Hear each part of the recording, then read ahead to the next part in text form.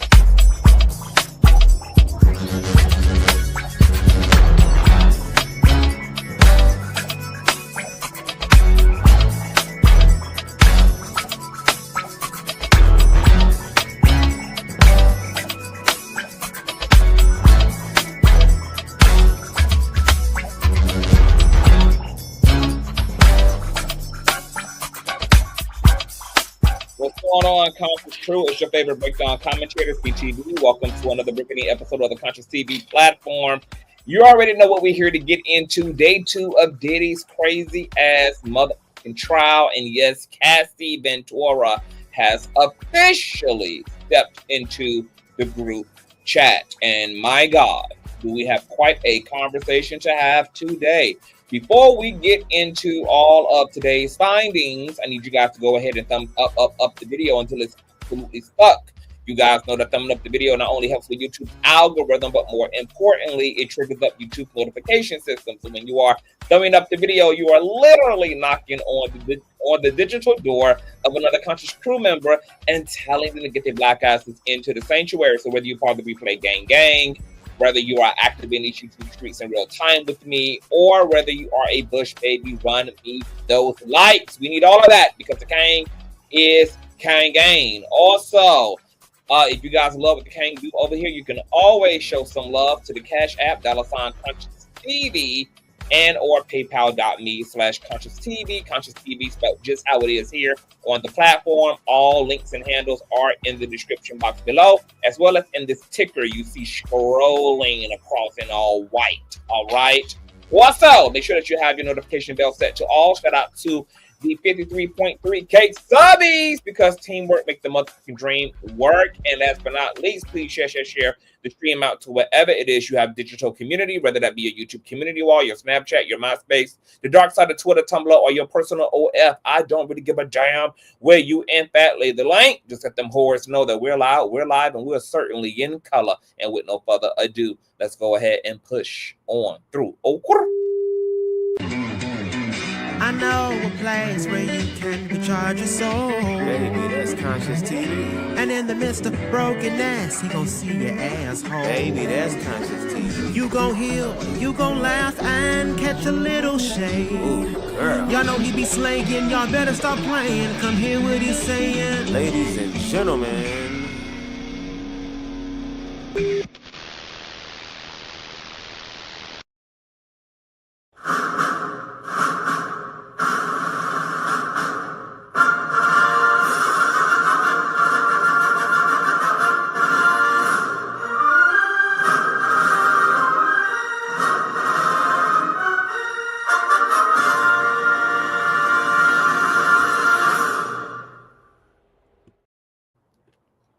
What's going on, Conscious Crew? Happy Tuesday. Hope you guys are doing lovely. So sorry for the delay. I know we're like an hour late, essentially, child. It's a lot going on.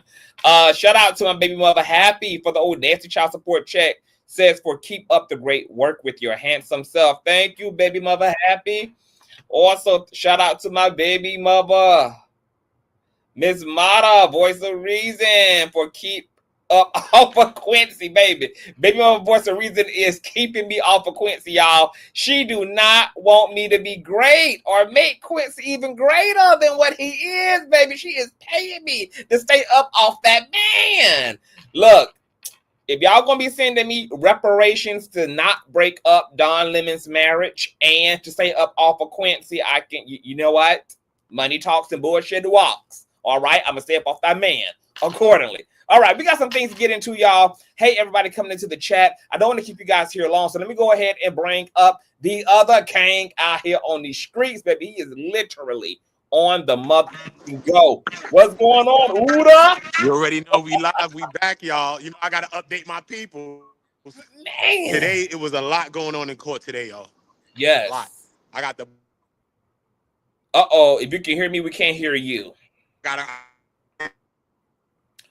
Uh-oh, I know that outside gonna be giving Oota some problems. Can you hear me, Oota? Cassie crying, they talking about but nothing, bro. Okay, let me get to where the service is servicing. Yeah, do I need to move where the service is servicing? Yeah, because you're frozen It's and out you're of going in and Let out. me come right back. All right. I need this clear. Right. Give me one okay, second. that's cool. All right. Oota on the go, y'all. So you guys know we've been reporting live with Oota. Oota has been going down to the New York courthouse to get first-hand tea and drama and to put his boots to the ground regarding this case. I have all of Oota's information, Cash App, Instagram, YouTube in the description box. Please make sure that you guys are subscribing to Oota. He's also an amazing moderator over here and a content creator.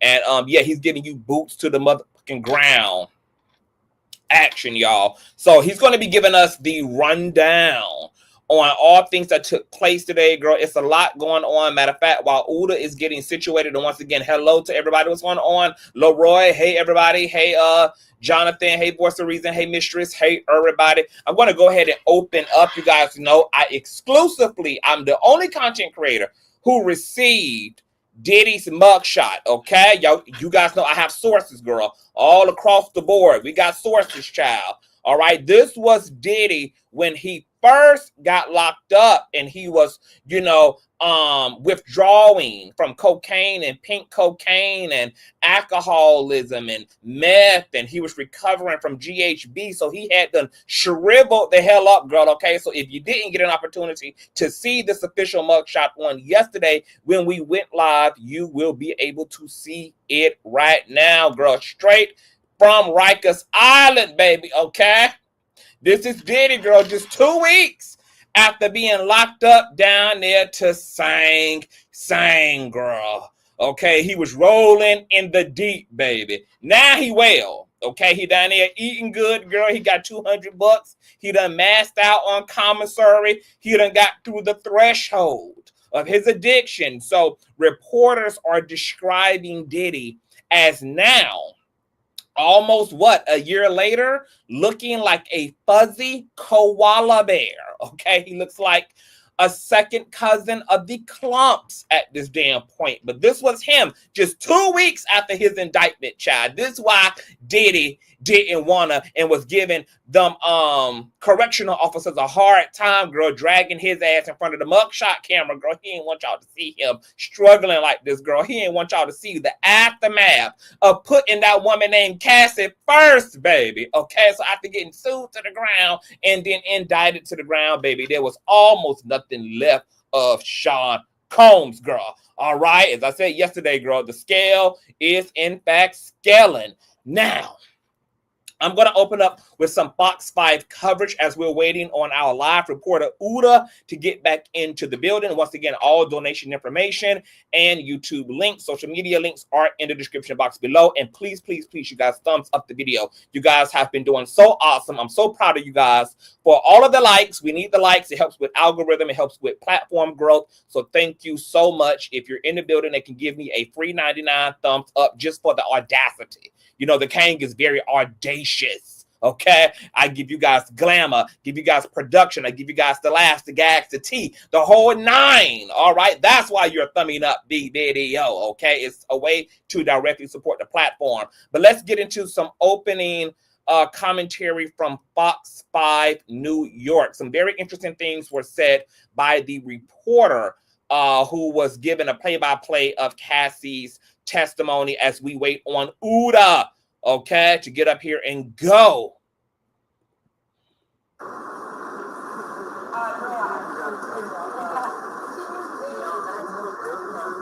Okay. This cover by fair use, child. Let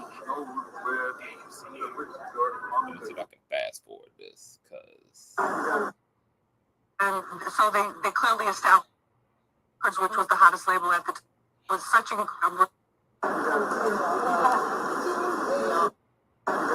all right. Now, Fox 5 had my God, these folks had a 11-hour stream, okay? So me trying to line up where the journalists started reporting on is kind of difficult, but she's about to start speaking any moment now. There are definitely some metaphysical things I want to speak to you guys about as it relates to some of the things that Cassie divulged. I have some very interesting hypotheses. Of course, I have really spoken about these hypotheses earlier on when Diddy got indicted and locked up and lawsuits started coming out and more information about some of the, what I would like to call ritualistic sex and ritualistic magic components of this trial. I'm back reinvigorated to speak about those particular aspects. I don't see or hear any other commentary or commentator talking about some of the ritualism that is taking place, some of the African spirituality, some of the metaphysics, some of the arts and crafts that are playing out in this case, as people describe even the GHB component in the baby oils, which was confirmed by Cassie. We'll get into all of that. Just check out Fox 5 reporter. Worker while Combs watched. Sometimes he would get involved and participate. There was a lot of testimony about baby oil. He had a thing about baby oil. It all started with baby oil massages. He would be involved with it, and she would have to end up eventually booking these male escorts under the name Jackie Star. That was her code name, her pseudonym. So Cassie had a code name called Jackie Star, girl. This was her Sasha Fierce alter ego, honey, okay?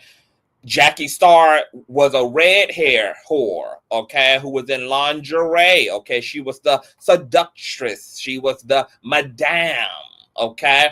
And that would be her code name when she would go outsourcing for male whores to bring before Diddy for these freak off excursions, girl. That's very interesting. To get them to come to these freak-offs, which were happening with such regularity that she felt totally degraded, and she felt that's all she was good for.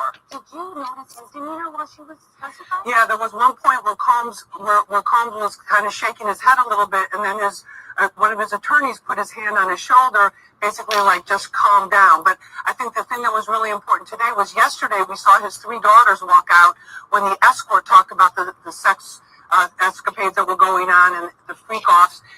His entire family was there today, all the adult children, the sons, and those 3 girls who had to leave the court yesterday because they were apparently so upset by that very disturbing testimony that we all heard, Seth. So this testimony, Cassie, we learned a bit about her life, at least this section of her life. What did she say that kind of painted that picture? Well, she said when she first met Combs, she was on a high. And can you guys hear this? If you guys can hear the audio and it's coming through clear, because it sounds kind of weird on my end, but if it's coming through clear on yours, give me a 1 if the audio is fine. Give me a 1 in the chat, you guys. Jackie Star. I need a 1 in the chat if the audio that I'm playing is coming through clear. Okay. She had, a 10-album record deal with Bad Boy Records, which was the hottest label at the time. But it quickly became clear that he was interested in her personally. Their personal relationship developed, and basically he and his staff took control over every aspect of her life in terms of her finances, in terms of where she lived. And she was constantly trying to please him. She was asked by the prosecutor, why did you stay with him for these freak-offs? And she said, I just wanted to make him happy. That's all I cared about. And she said, I was young and confused, and there was a lot of drug use going on there. The allegations are really that he used his power to orchestrate this whole thing. That's what they're arguing. Okay, so I think she met Diddy when she was 19, and then he kissed her for the first time when she was 21. Exactly, and it was also key. There was a lot of detailed testimony about the involvement of his 3 personal assistants as well as his bodyguards. Because Joseph Smith, hush. Everybody done gave a one but you, Joseph. Okay, so maybe it's your audio that's not clear. Maybe it's your Boost mobile service that's not clear. Okay, when you're paying your bill on a prepaid vanilla card, you can have those issues. Okay, when your cell phone company sits under a tent outside of Family Dollar, the signal might not signal and the audio definitely might not. Audio sugar, okay? You might have to upgrade where it is you get your cellular service from, Joseph, okay? Everybody else audio is autoing, okay? Now they are outside. So the woman interviewing, the woman who's mainly talking, she's going to be kind of naturally a little low. I don't know why her microphone is low, girl. It's definitely giving Michelle Williams, the mic ain't micing, baby. Okay, it's definitely giving, Michelle, a part of Destiny's Child, girl. Okay, the mic ain't micing too strong. But if y'all can hear the main person speaking, then, good stuff there. Hey, Styles by Stevie. Hey, boo. What's going on, my love? Is key to the government's case to show that this was an enterprise, that this was a criminal enterprise. And so they clearly established that today, Seth. Lisa Evers in the courtroom first. We're going to throw it back to you inside, Natasha and Steve.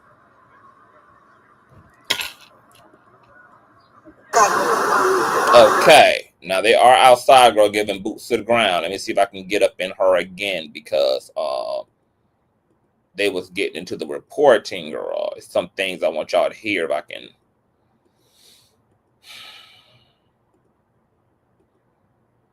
can find the tings of the tings. Okay, here it is. We got some more coverage from Miss White Woman.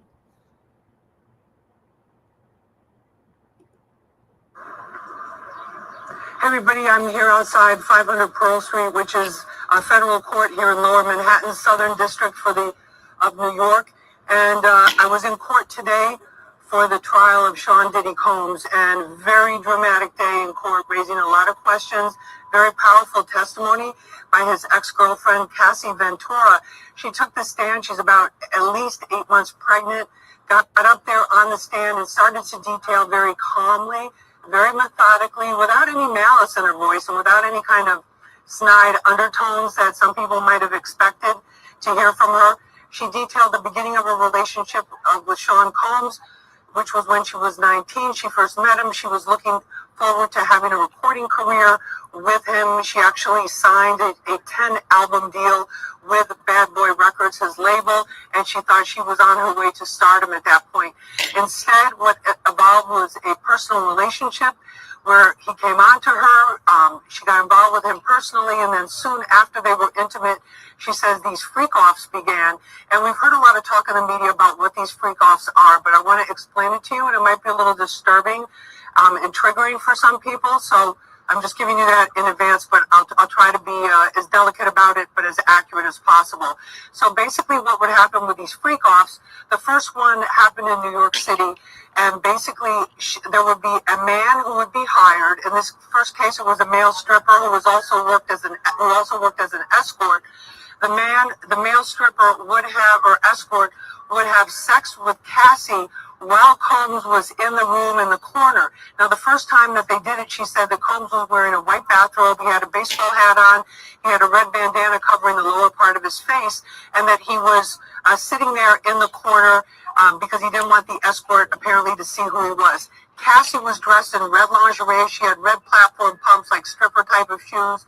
She was wearing a red wig and sunglasses because she didn't want the escort to, to walk away or to identify her until they knew that this person would keep their secrets with them. So they proceeded to have sex. She proceeded to have sex with him. Combs all the while sitting back and giving directions as to what should happen. So he first instructed them to massage each other with baby oil. She later testified today, this afternoon, that there were about 10 large bottles of baby oil that were used in every one of these freak-offs, which would last anywhere from 1 to 4 days. And usually the participants would be Cassie, a male sex worker, having sex with her, somebody that she was told to hire. She would do the actual bookings from these escort platforms and escort apps and escort websites. And she would be the one that would actually hire the escort to come in there. And then depending upon whether or not he liked the performance, Combs would pay the escort anywhere from $150. But if it went on for multiple days, the escort would be paid up to about $6,000 or $7,000 in cash. So she said that these started off, and why would she do something like that? She said she was young and naive. That's a question a lot of people were asking. The prosecutor asked her that directly. Why would you do this? And she said, because I was young and naive, and I wanted to make him happy, and I knew that this made him happy. But she said over time, and now we're talking about years, they were doing these freak-offs in a lot of different places, New York, Los Angeles, Miami, Las Vegas, and there got to be a handful of these male sex workers that were the ones who were their favorites and who they trusted. So she said that it became more and more degrading. There were degrading things done to her. She said that the baby oil, Combs insisted that their bodies always be glistening, and to keep this glisten going, they had to heat up the baby oil. They would run it under hot water so that the baby oil would be warm when they put it on their bodies. She said freak-off supplies included lots of candles, the baby oil, of course, and then special outfits for her, these very sexy lingerie outfits, stripper-type outfits. Okay, so let's pause it right there. So I want to cap on that. Cassie saying that Diddy would like her and the male escorts' bodies to be well glistened, and they would run the baby oil under hot water in order to get that glistening effect. So what's interesting about that is when I heard that, I now absolutely believe that the baby oil is not just an aesthetic that Combs likes. Very well, obviously is a aesthetic he prefers, but it's not just an aesthetic. More than likely, that baby oil is definitely laced. Now, rather the bundles of GHB they hauled out of his damn house were infused with GHB, we don't know just yet. But the GHB that Cassie reported in her lawsuit and that she's testifying to was definitely laced. And what's interesting about GHB is that it's kind of like a intoxicant. So it kind of has similar effects to Molly. It makes you more sociable. It has qualities of alcohol where you lose your inhibition. So you're more loosed. Your inhibition is completely dissolved, but it's also I think it's an antidepressant or something that helps also to relax you. And what's interesting about him requiring them to put it under hot water is he probably was also getting them to dilute it, because if that GHB infused too much with their skin and got into their bloodstream, it would relax them to the point of them not being able to perform. Okay, so it sounded like warming up the GHB was a way for him to kind of have the best results of the GHB. It could still cause that intoxicating lucidity while also kind of downplaying the sleepiness and those effects of GHB. We also have Oota back on the stage. What's going on, brother? We back. We live. We live, man. You inside, man. They done ran you in the house. Salute to everybody, man. Salute to all of y'all, man. Look, let me just send a text message. Yes, because somebody's supposed to be sending me the full transcripts anyway. Okay, I'm in the court with the news people. They're like, I got right. the transcripts. I'm like, okay, I we just work got- it. I just got sent a link as well. Shout out to the street committee who said that someone posted the full transcript to Twitter. Okay, cool. So Yeah, I was- I'll send it to you when I get it too as well. Okay, I'm because about I to was get over it sent to me. I'm about to get an email to me probably right now. okay, cool. Because I'm over Yeah, here. somebody like, from the court said they was going to send it to me earlier, but I've been running around so much I ain't emailed them. I mean, I ain't text them or whatever. So I just texted Yeah. them. That she sent it. Yeah, because we definitely I gonna got the green book, homie. And the way I write it, I just don't be jotting little notes. So look, I wish I could write faster. So the way I write, I try to write what the people saying so you could get a sense of what the people saying. Because you know what I mean? Right. I know a little legal thing, but come on, bro. look. I just like to know what the people Yeah, saying. So when we yeah. get what the people saying, Yeah. we can all just deal with it. You know what I'm saying? We already know how you get down, man. You painted an epic picture of yesterday's testimony. I Oh, mean, nah, you this put ain't us- epic yet. It you ain't get put epic us- yet. You put us in the room with Cassie yesterday. Oh no, we gonna get in the room today. Oh, we. All right. So before you get into the meat and the potatoes, what was the mood today at court? And I also heard that Cassie's husband showed up yesterday. I with got a video of him bodyguard. too. I might just send it to you so you get a little exclusive. I'm gonna send it to Okay. you. I'm gonna send it. And I ain't I posted heard- yet, so I'm gonna send it to you. I'll post it later, probably like a couple days. Okay, cool. And I also heard that Diddy was trying to get the husband removed yesterday from court. Is that true? Do you know anything about that? I heard some rumblings and some grumblings, but I don't know how true it is because he was there today while she was testifying. Everything that she testified today was a hard day. I'm not even gonna hold you. Just listening to what was going on today, seeing her come in visibly pregnant, popping, look like she ready to pop, son, and she looking good. Cause you know how your pregnancy sometimes it's really fitting her. She looking good. Yeah. You know what I mean? She came in confident. She came in the shirt that she had on a brown fitted dress. So the belly was popping. You know what I'm saying? Feel me? And at times she started crying. She started holding me as well. It was really a lot. It was really a lot. If I need to keep it a little bit quiet because you somewhere in the you in the public space, let me know because I don't want to be acting like a hood banshee ghetto bitch. You're gonna have to do what you're gonna have to do because we only could get the content out one way. Somebody gonna have to get mad. Don't let me go in the book bag. It's gonna be signing out. Look, I don't want them to kick your black ass up out of there before we get to we chilling, man. We chilling. Trust me. Anywhere I'm at, we good. Facts. So did Cassie like speak to anybody while she was there? Like was she waving? Was she social? Was she She was about business, man. I think she just came in there pretty focused. One thing that I seen in the court today is that, yesterday when the SEX worker guy was testifying, the daughters left at one point when he started to testify. It started to get a little graphic. They ended up coming back after a while, and then they end up leaving again. But today they actually stayed through Cassie's testimony. You know what I mean? So even though she was testifying to some of the same kind of things that the guy was saying, and some things that she was saying was kind of corroborating the things that the SEX worker was saying, but they actually stayed to actually listen to what Cassie was talking about today, All right. One more question before you get into me, some potato. What was the mood amongst the media? Like, was it more crazy today than yesterday, or was it kind of equal shenanigans? Because I saw some footage of some guy outside the court. He's there every day. He's there every day. He be wilding with me too. He be telling me off. He be bugging. Is this the same guy who was screaming like white people, like something about decapitation and what was he saying? All of that. I was trying to catch the news anchor across the street. She popped up looking fly, the white lady looking good. I'm like, what's up with her? Who this lady? She was the news anchor though. All these people are doing like their thing, and he's there screaming about TRUM. I ain't got to say the last letter. He's just screaming about a whole bunch of things that ain't supposed to be on nothing. So I'm on YouTube. If you're on Facebook, he's screaming at you like, bruh, come on. That's like screaming COVID on my channel, bruh. I'm like, yo, bro, can you chill? He like, yo, black man. He start going off, black man. And he said, if Diddy found guilty, I'm going to go in there and get him. He's dead serious. He said that I was screaming. But he's cool though. He gave me a lighter when I came out the court because I lost my lighter. How old is he and what does he look like? He's a brown-skinned guy, light-skinned guy, lighter than me.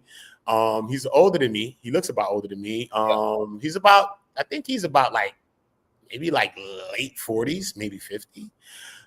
He got his whole face wrapped up. He got the oh hell halal scarf, like the scarf, like the Arabian scarf. He got the Arabian scarf wrapped around his head. He got the mask, the pool shiesty on. He walking. He got book bag on. Yo, bro, he looking like one of the. Y'all not shook? Y'all not shook out there with this? I'm used to that type of stuff. I'm from the neighborhoods I'm from, man. I'm from where I'm from, so I don't mind nobody doing that. You know. That nigga dressed like the Taliban out there, Oota. No, he is. He's dead serious. The backpack might be packing. So he ran down on me today. I was on an Australian news channel interviewed me today, and a couple of people was interviewing me today, and he ran down on my interview now. Even though I was stopping him, I'm like, yo, bro, remember the other day I was trying to stop you before? Let me do my little thing. You know what I'm saying? He ran down. He didn't care. He don't care. He don't care. He don't care. Reckless and abandoned. He don't care. And the police ain't paying him no attention. Like security really. It came today earlier. Was it today or yesterday? When I came to the court early, I think it was yesterday. They ended up putting him in an ambulance. I said, who they put in the ambulance? They said the same guy that's screaming. I said, you lying. They put him in the ambulance. Like an hour or something later, he was back outside. Black man. I said, yo, he dead serious. Like an hour later, he was back. It is fucking lit down there in New York. Diddy got shit popping, man. Diddy got it lit. New York is upside down. Wow. Okay. One more other question. I heard that Cassie's husband yesterday was like giving a meme. Like people was like the report card. He was like, I saw it. I show you the video that I took of him today. Is it on? What phone is it on?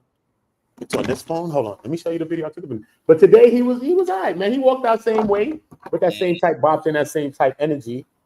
But I feel though it was something different. Why do you think he showed up the day before Cassie? I mean, like, do you think he came in to scope the place to just see what the fuck the mood was, make sure, you know, that the path was clear? He came to support his woman, bro. He came to support but she wasn't even there yesterday, though. So I'm like, yesterday, he did it. He could have came to say, make his presence felt first before she come in. I don't know. As the man, who knows what he's doing? Because she didn't come yet, but maybe she was meant to probably be there. But guess what? You got to see is how court runs. You might have got if the cross examination goes quicker, then she would do that because they came separately. But at one point, I got a footage too that somebody got. We don't know how Cassie left. This is the crazy thing. But through the front of the court, somebody was wheeled out on a stretcher with a blanket over their head into an ambulance. So I'm be like, yo, that's a body. I'm like, yo, I got the GoPro on him like this. Yo, I'm like, yo, that's a body. Yo, but I don't know. So somebody was like, was getting wheeled out. So the crazy guy. He got put into the back of an ambulance today. No, that was early in the morning. That was in the morning. And then somebody else got rolled out. After court, someone got rolled out. We like, who the hell is this person? And they had a purple blanket over them. We like, what? I got the footage. I'm like, nah, I got the GoPro because you know crowds and all that. Yeah. Chair. Let me get it over there. I'm like, yo, who that? Look, we're gonna need that footage, Oota. We're gonna need that footage. Like, did it look like it could have been Cassie? Like, did it look like a? I don't know. I don't You don't know. You know what I'm saying? I don't even know because when the person was telling me after is when I began to think that. Because first I was like, that's a body. I'm like, nah. You know what? That's a person that they wheeling out because we was all like that. Then I was like, wait a minute. That's a person that they wheeling out because it's cameras and remember the cameras are deadlocked on the door. The cameras is like this, so they're gonna put a blanket over something anyway when the person goes through. And they were like, oh, that makes sense. But then somebody came and said, I think that probably was Cassie. An actual attorney came and spoke to me that was in the building. She's the one that said, this is Cassie's lawyers. She got the two women lawyers, and this guy is a lawyer because they came past me in the courtroom. So I ended up getting footage of Cassie's lawyers or whatever the case may be as well. So she pulled up with her lawyers as well. Yeah, she pulled up. She had the team too. She had a team. Everybody had their teams out, so I ain't gonna hold you. Look, let me show you. I heard everybody's attorneys was outside today. Outside. Not a joke.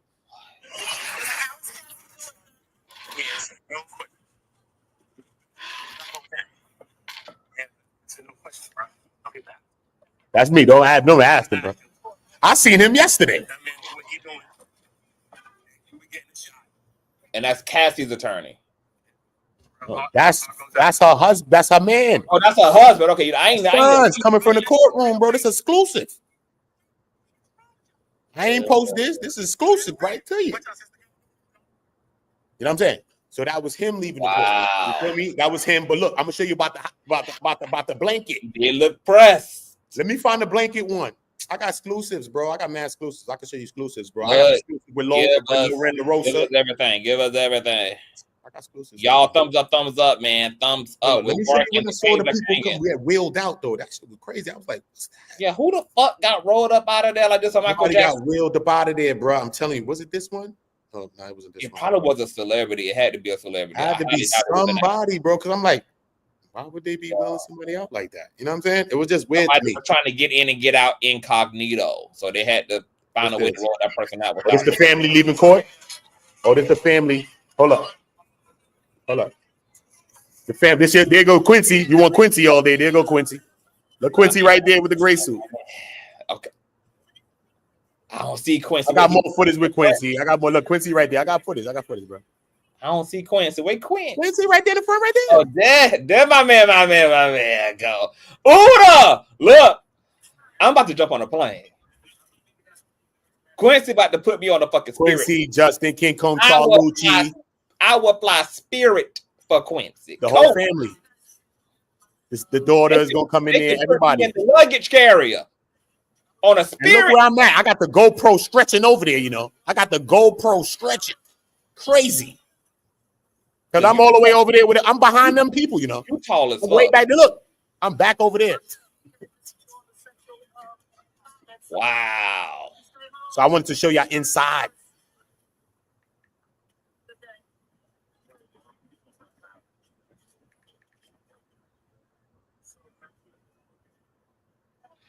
What the fuck? Feel me? Okay, I got inappropriate questions. What did their pass by air smell like? Did it smell rich, or did it smell like baby oil laced with GHB? Nah, they don't smell like that. Did it smell like corruption, or did it smell like good, bro. money? They're right. They're actually pretty cool, bro. And I mean, I spoke to them in the court and all that, bro. Like, they cool, bro. Misa was there. I was talking to Misa all day today. You know what I mean? I looked out for Misa today. I got videos with me and Misa. Got all kind of shit, bro. Like, it's real, son. Regular. The regular degular, bro. I'm not even gonna hold you, son. Just regular degular stuff, son. These people is regular people. When you want some regular stuff, people be regular. I'm just like that anyway. I've been around a lot of people in my life too. I don't know, but I just be chilling, bro. I don't be like, yo, let me talk to you. I be chilling, bro. People be talking to me regular. I be like seeing you regularly do. Like a magnet. You're like a magnet. I be seeing you regular. You know what I'm saying? You can't be. I got the Lauren LaRosa was getting interviewed by Channel 11 News. Come on, Laura with the bob, B.O.B. She been killing it every day. I got fits. Baby, she got on her door to explore. Baby, she was serious in that wig. That's some serious reporting in that bob. And she asked for breaks. Wow. I think she held it together well. I think the stress and pressure is something that you definitely got to consider, especially when you come off of that cross, especially because you don't want to look overly aggressive. You know what I mean? I think she looked. Come on. Wow, baby, that bob is bobbing. Her fits. I gave her umbrella today. I gave her umbrella today. Like, hold this. When a bitch come down in a bob Oota, get the hell out of the way. News people, Channel 7 News. They brought me in the cast. Yo, I'm working with Channel 7 News. I'm on the cast. They gave me 3 umbrellas today, so I ended up giving her one. Like, because yo, bro, you can't mess up the bob, bro. Come on, hey, baby, that bob was. Like, I'm bringing it back. I said, if you don't take that umbrella and get out of here, what's wrong with you, woman? Shout out to her. She gave me a drop for my channel. She gave me a dope video, just talking with me. Me, I was chopping it. Nothing but love, you know what I'm saying? I love how the influencers and mainstream media are like merging, and it's kind of becoming one universe. That's super sickening. Were there anybody else that you didn't see on yesterday that was down there, maybe from media or as an influencer? Down here today that wasn't there yesterday. Yeah. The people that been there has been there, like Fresh and Fit. Myron was there. He been there for a couple of days now. Myron was there. He mad tall. I mean, Myron was there. You know, our mom was there. He caught a fight for it today. You like it? Our mom was there. He be there every day. You said he caught a who? Some fight. They had a fight that happened in front of the courtroom. So it was crazy. But he ended up catching the footage though of it. He caught the footage. No, wait. So it was a fucking fight in front of the courtroom? Yeah, 2 people ended up scrapping right in front of the court, bro. Oh, it's crazy. But I ended up kind of missing it. But he had the footage of shit. So niggas getting rolled out of the courthouse. They on the floor like this in the street. People police there. The police there ain't say nothing. The police there like this. Niggas down there dressed like ISIS. Look, it's gully, but it's hooding. Golly, it's hooding at the Diddy trial. Wow. Crazy. All right. So let's get into the things. I don't know where you want to get started, but I'm gonna sit back and let you We're just gonna take start it from the beginning, man. We're gonna start it from where we Yeah. gonna start it from. You know, at first when they came in today, I would have thought that, you know, they'd have went right into, you know, the cross examination of the SEX worker and Donaldson, his other attorney that's like 6'5", bro. He probably like 6'8", bro. This guy's tall. Yeah. And he was the one that was cross-examining the SEX worker. So remember at the end of yesterday, this is where we were leaving off. So today they were just doing formalities at first because obviously Cassie was going to come on, what type of questions they was going to be asking. They went through a lot of formalities, which I have written down as well.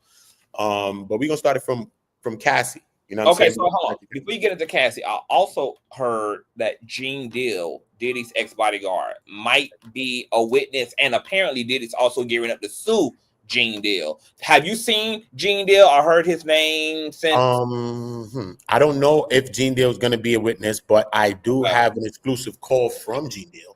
You know what I'm saying? That I ain't post. I had it for a couple of days. I do got it. If I go through the motherfucker, I'll let you hear it. Yeah, I ain't. So this is just because I was outside because I be with a couple of his people down there. He got some people that's down at the courtroom and they live outside too. The pop-off show, they out there. And so her name is Shay. So I was out there chopping it up with Shay, and she called Gene, and it was all chopping it up, boom, boom, boom, boom. Nice. So she was getting his side, boom, boom, boom. So I'm just there like this with the camera. Let's get the convo. You know what I'm saying? So hold up, let me go back because that was a couple of days ago. Hold up, wait. When me and Shay, a couple of days ago, me and Shay. Hold up, wait, hold up. Let me see which day was this on for. And that was in there, right? Yeah, that was in there. Y'all run those likes up, please. And all of Oota's links are in the description box, you guys. You know we in the chat. You know we. Oh, this is right here. I think this conversation right.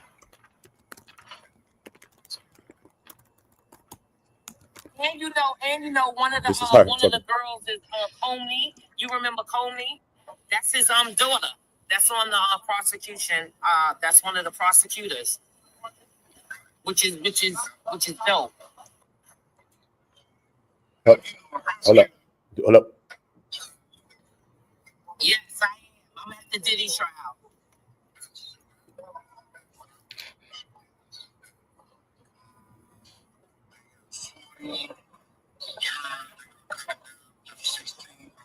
He was talking his talks. I got another conversation with him too.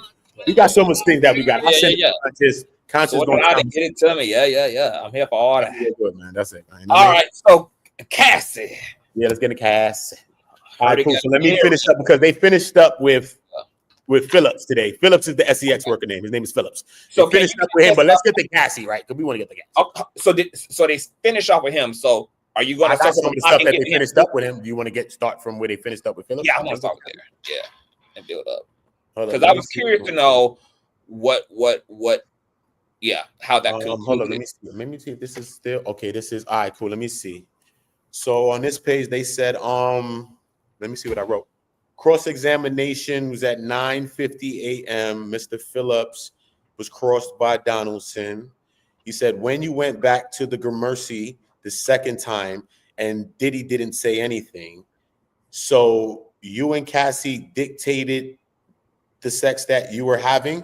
He's like, no, he's trying to lean towards that Diddy's doing it, but he's putting it in a way that is really Cassie's the one that's setting up these appointments, and Cassie's the one that called you, right? Because he said his boss is the one that informed him of going to the place, the Gramercy Hotel, and when he went there, he saw Cassie with the lingerie, the wigs, and the shades and the heels, and she went in and gave him the $4,000 when his boss said give him $200. You feel me?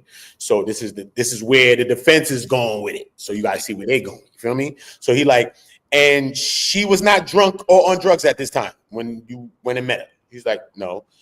So when Cassie was doing this, she had control.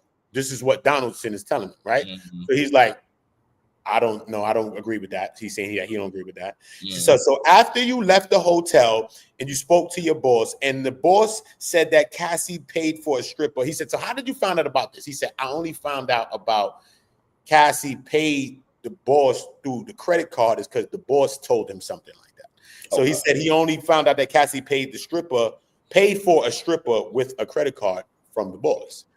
So then he said, as for the freak assault, it said was his first time at her house. It was the first time at her house when the first freak off assault happened. You know in the red.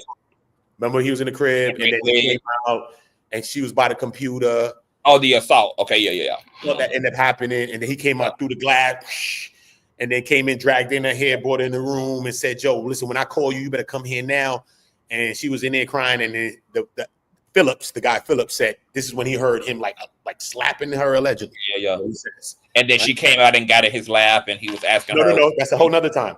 Then she came out the room. Yeah. And then Puff said, "Joe, y'all ready to go again?" And then he said he looked like. That's the time he couldn't get up. But he couldn't get up. Right. You know what I'm saying? That was that time. The other time was the other time, though, that you talking about. Yeah. Right about that time too. Okay, hold on. Before we go on, what does Philip look like? Phillips is a big dark skinned guy. This one woman next to me said, "That is a beautiful man." I said, "God damn." I said, "Yeah, next to me." No, it's a bald head, big dark skinned, bald head guy, like a security guard type thing. He's a big guy, but he ain't like fat and he's like a big guy. He's like a tall. He looked like he's about. I give him about maybe 6. And a stripper. Maybe 6'4". But he said he alleges that he wasn't a stripper because he was supposed to be part. Like I think owner or help develop this. He helped develop this company. But remember when his boss sent him, apparently he was supposed to go there, I guess, to be a dancer for. Yeah, he was supposed to fill in a role for a bachelorette party. He alleges. Yeah. He alleges a bachelorette party. Well, how you go from being a damn entrepreneur to then taking a damn stripper gig? And then it was the stripper gig of all damn gigs. Damn gig. And then he acted like he was falling in love too. This is one lucky, unlucky ass motherfucker. Word, man. He got lucky, bro. He got lucky. Maybe the boss knew something because he went and had SEX with Cassie and all that. Cassie talked about he got the biggest eggplant she ever seen. And she texted him, when he left the first time, because he said the first time he had intercourse with her, he popped mad quick. He said she was bad. All he didn't care. And he kept it gangster. He said, "Man, I don't care." He was like that in the court. Like, man, whatever. Man, it was quick. Then he said when he left 5 minutes later, Cassie hit him back and said, "Joe, send me a picture of the meat, of the schmeat, of the Oscar Myers." What? So he said he sent the picture to Oscar Myers, and she said, "Joe, that's the biggest eggplant I ever seen. Pull back up though." So he pulled back up, and then he said he ended up performing for like an hour and change at that time. Wow, this is some. This nigga need to play my Powerball. Nuts, this is one. What's nuts is that. She said, they said, "How was the sheets soiled?" She's like, they were soiled because of urine, because of Diddy would make the escorts urinate on her, but he would also urinate on her at the same time. One time, sometimes she was like on the floor, drugged out. She's like, "I got 2 big men standing on me, P. I'm drugged out." All that. Sometimes she was like, put her hand up to try to block it, and then maybe Diddy be like, "All right, that's enough. All right, boom." But she said one time she was choking on the pee. So they's like, "All right, so what about blood?" You said blood was on the sheets. So she said, "Yeah, because Diddy required me to do freakoffs when I was on my period." I said, "No, bro, that was crazy. That was wild." I'm gonna get into that part of the conversation later on because I believe that it's some ritualistic magic and all of that. Okay, but go ahead. So that's what she was being asked on the stand. This is the thing she was talked about. This is the thing that she was just testifying to. Yeah. These are the things that she was saying out her own mouth. That boom, boom, boom, you know what I mean? She never wanted to be with no escorts ever. She never wanted to do it. She was 22 when she was first to do it to keep him happy. 22 when she was first proposed, proposition with it. She ended up doing it like maybe a couple of weeks later after that, and then after that it became incessant more and more. But she said she was doing freak off a week at least for years. And they named all the hotels. I got it all. We're gonna work it on. Yeah. Let's do it. Wow. Y'all run the lights up, man. Let's get the Cassie, right? Let's get the Cassie. You want to talk about the Cassie? You want to talk about this guy still? I mean, if you still got some on those, let me see if he said something that we want to talk about. Let me see if he said something. Philip denies that's true. Let me just run it down real quick.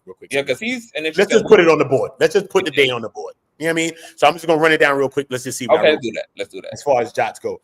Was she drunk on drugs? He says no. So when Cassie was doing this, she was in control. So after you left the hotel, spoke to your boss, I said that. Boom.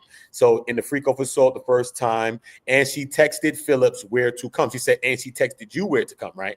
So he's trying to let that Cassie's the one that's organizing this whole thing. It's not Diddy. This is the defense of Diddy. Feel me? So he said, okay, you spoke to the cops in 2023 and you told them all about the assault. He said, yeah. All right. So after the assault, Puff told him to, look, man, you gonna have to get the fuck up out of here, bro. He said, no, I don't remember that. Puff told me that. He said, so Puff didn't tell you that? All right. So then they bring back up the documents. The documents and the statement allege that he says that at one point, I think Puff said, all right, man, it ain't gonna happen or something like that. You know what I'm saying? So I think he gets kind of crossed up and tripped up right there.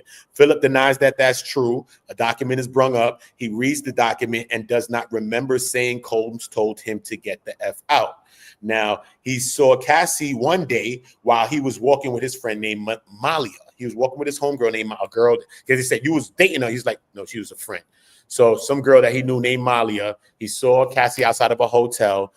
She didn't speak to him. She was outside, I think, with someone else, speaking with someone else as well, outside of a certain hotel in New York or whatever. And then a little while later, Cassie ended up calling him to meet or whatever the case. So she said him and Cassie had not spoke, but he told Malia about all of that. So he's like, so what? Then you went and told your friend Molly about it? He said, no, actually, Molly had been knew about the interaction between me and Cassie. That's what he says. So then he said he thought that Cassie was calling about a one-on-one encounter when she called him, but he never got a chance to get no one-on-one time. But only the time when she jumped in his lap that time was that little one-on-one time that he had when he said she had some kiss with her and he was aroused, and then Diddy came and then he lost his libido. Boom. So it said Cassie told him to meet at the Dream Hotel, but then changed it to the Essex house, and then they had intercourse there. After Combs and Cassie entered the room, then Combs ran out of the room naked, and Cassie jumped into his lap. You know what I'm saying? This is when Cassie jumps into his lap and she's shaking and all of this, the kissing. He gets the hard on. But then I heard Diddy come back in the place, said, all right, man, good to see y'all and y'all loving and shit. You know what I'm saying? Yeah, that's what I'm talking about. You know, you can see Diddy. Yeah, that's what I'm talking about. Is love. Yeah, I mean? So then he said he lost his libido at that time. So boom. They said he saw Cassie inebriated one day on one occasion. He said he saw Cassie inebriated, halfway slumped off the couch.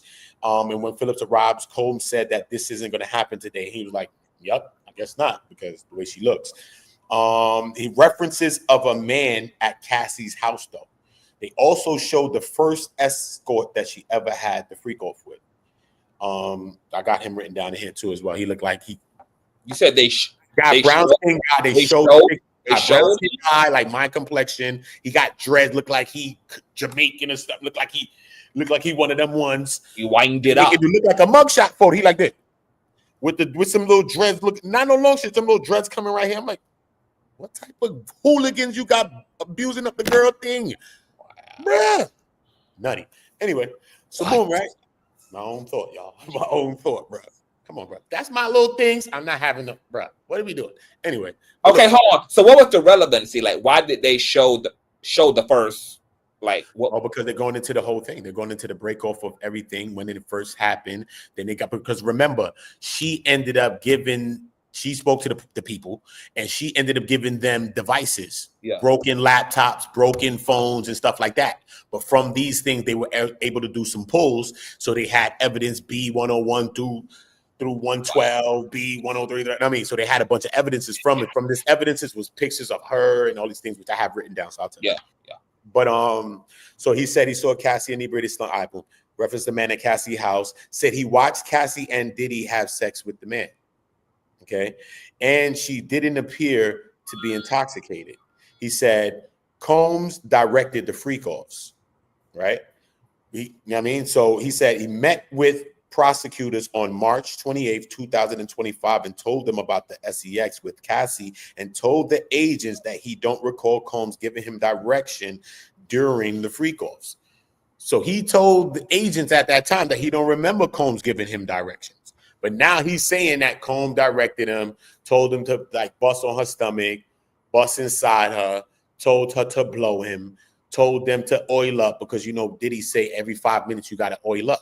Oh, look, like that glisten. Off, you have the big bottles of baby oil, the big ones. And like that glisten. Like 10, he like it glistening. You got to be glistening. That's his words he used too. Yeah. He glistening. You got to get shiny.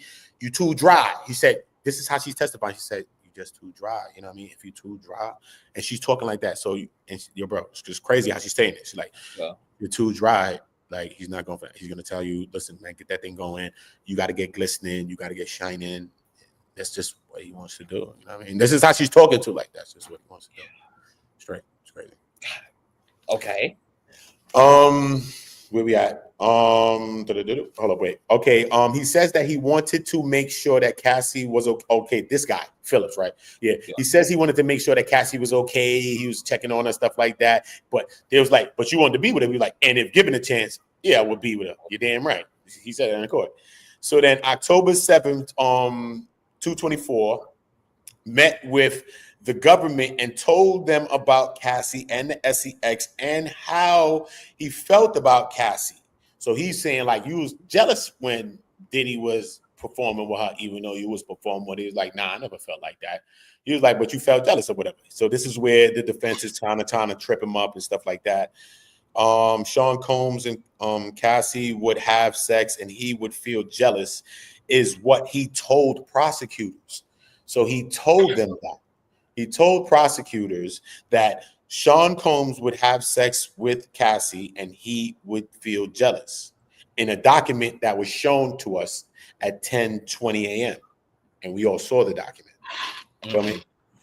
He does not recall saying that, but he told the agents this, but he doesn't remember saying that. So you take it with a grain of salt how you want it. Okay, so you know what I'm about to ask you. What do you make of this? I don't know, bro. You know, I don't know, bro. Because we also seen the same thing happen with the officer. Because he alleged bribes. He said he pinned up Diddy to a wall. Never wrote that. He just grabbed his hand. So it's mad things that's flipped. So you're gonna say, is he making a kid because he's Diddy? He's rich. What's going on? Did you get money? Is you trying to flip now? Is you trying to act like you're innocent? So your mind could just run on so many scenarios. So I try not to even let my mind run. I just say, you know what?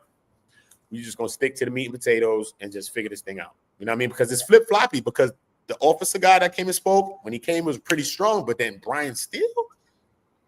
when Brian Steele started talking, he started tripping him all up in like 3 different ways. He started tripping him up. You know what I'm saying? So it was just, and it made you look at a lot of his things different. But then now today, when Cassie comes in and now she starts speaking, you say, wait a minute, because he was saying that a guy was in the room.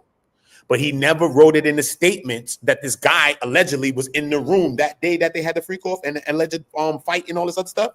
The guy, the officer, Flores, is alleging that there was a man in the room. So Brian still say, so did you take the man's name? He says no. He says, did you record the man leaving? Nothing? No. So why didn't you write the guy in the statement? And no. He said the guy was just there. He wasn't a part of the incident and nothing. Remember, we was talking about it yesterday. I said, even if at best he'd be a witness, why didn't you? But he remembers everything today clear 9 years later. But you ain't remember to put this guy, or you going so hard about this supposed guy that was here. But why you ain't put him in there then? So why are you making these, you know what I'm saying? So it's a lot of that. So I see some of that, some of this. So it's kind of let me see. Redirect went on.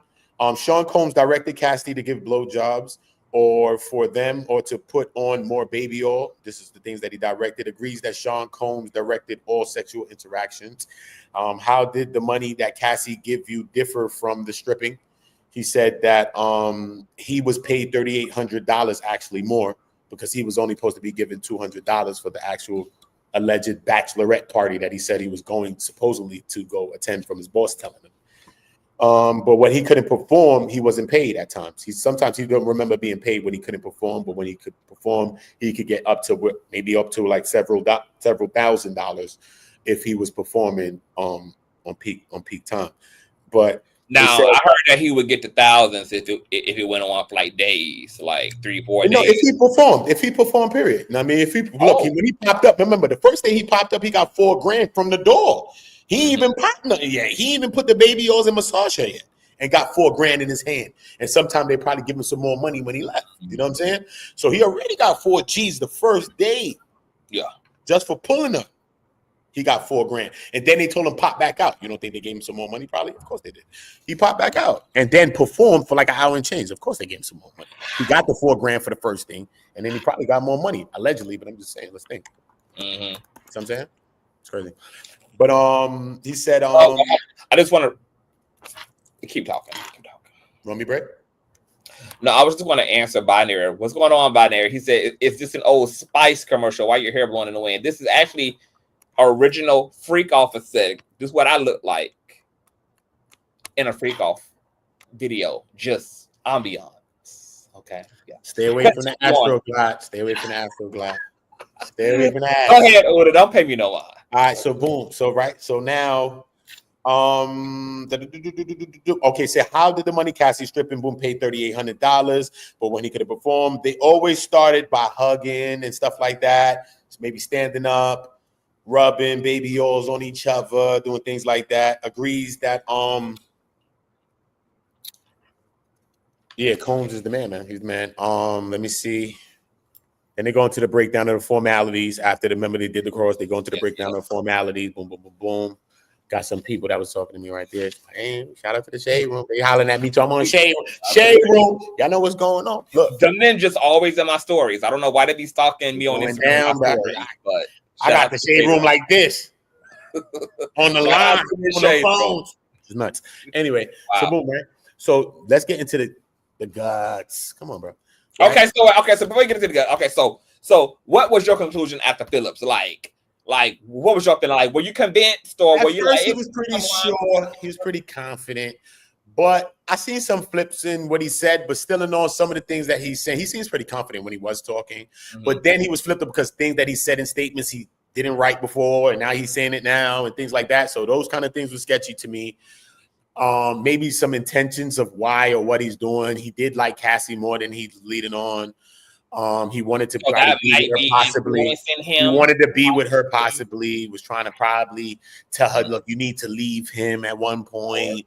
So, you know, he had his own intentions as well. Had all these niggas falling in love with her. God damn. She reminded me of me. Me too. Reminded me of me. Damn. Me too, bro. I fell in love with her too, bro. So look, right? So Cassie. Okay, hold on. So before you go there. So if you had to say rather, like, if you were a part of the jury, would you like? Do you believe him? I don't believe him. Where would you land on the Phillips? Phillips? Yeah, on Phillips. I'm part on him. Some of his truths, I'm agreeing with some of them. I'm questionable about his statements. Yeah. I'm questionable about certain things that he was saying, but some of the things that he was saying was backed by what Cassie was saying too. Okay. You know what I mean? So he's talking about his astro glasses.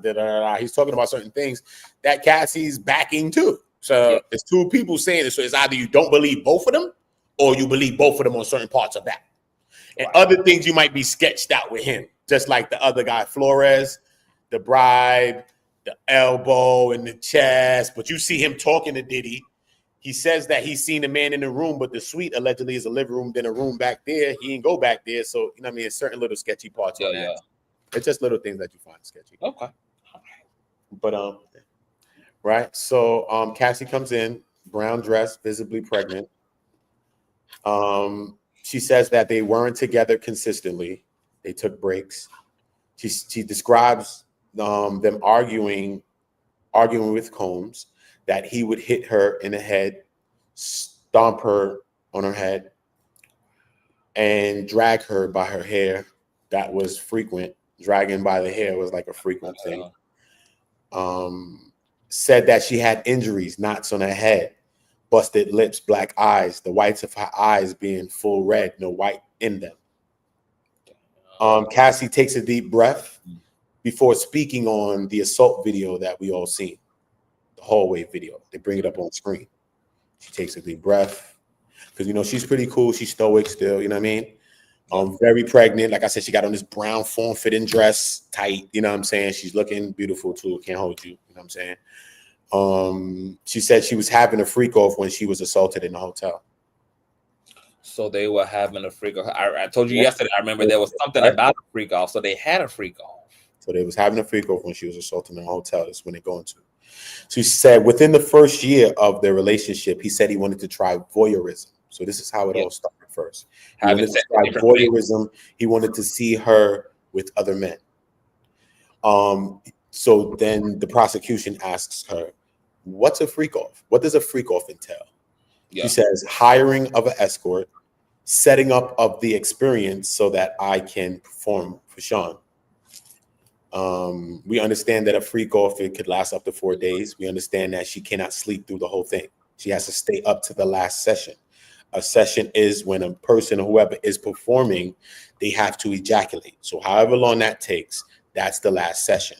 So she has to stay cognizant and up. She's on Molly. She's on other drugs, MDMAs, on Molly, whatever ecstasy, blue dolphins. She's taking cocaine later at other times. She has to stay up. So one time she said she stayed up 3 straight days. She's on drugs and she's pleasing all of these people, whoever the people or whatever she has to do. All kinds of things are happening. All right. So now he goes into it first. It starts up as voyeurism. So she said, I'm performing for Sean. So the performance involved him watching. She said when he proposed the freakoffs, at first she was 22 years old and her stomach dropped to her butt and she was confused and nervous, but wanted to make him happy. This is her. Okay, hold on. Say that again. Like, what this about is her words? This is what she said. So when I'm writing this, it's her words. This is DP words. I completely missed it. What the hell when he first proposed the freakoffs to me, I was 22 years old and my stomach dropped to my butt. I was confused and nervous, but wanted to make him happy. Said. She said. Okay, before we go further, I need to segue real quick. This is a conversation that keeps coming up. You know, because we're trying to, you know, as in we like the public trying to differentiate between what part is coercion, and then what other parts is like what two people just sign up for, because we all know that most relationships are transactional to some degree and that most people conform to some degree to the liking of their partner. So there may things you may do for your girl and you know you may do for her. It might be a particular way you like her style, you like certain hairstyles, or you like certain sexual things, and certain things she like in aesthetical and you sexual things.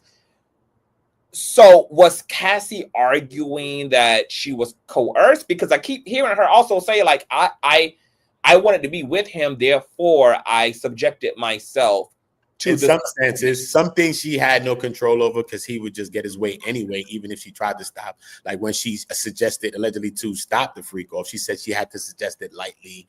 She can't, like, she didn't want to make him feel bad about it, feel worthless because she was feeling bad. She hated doing it.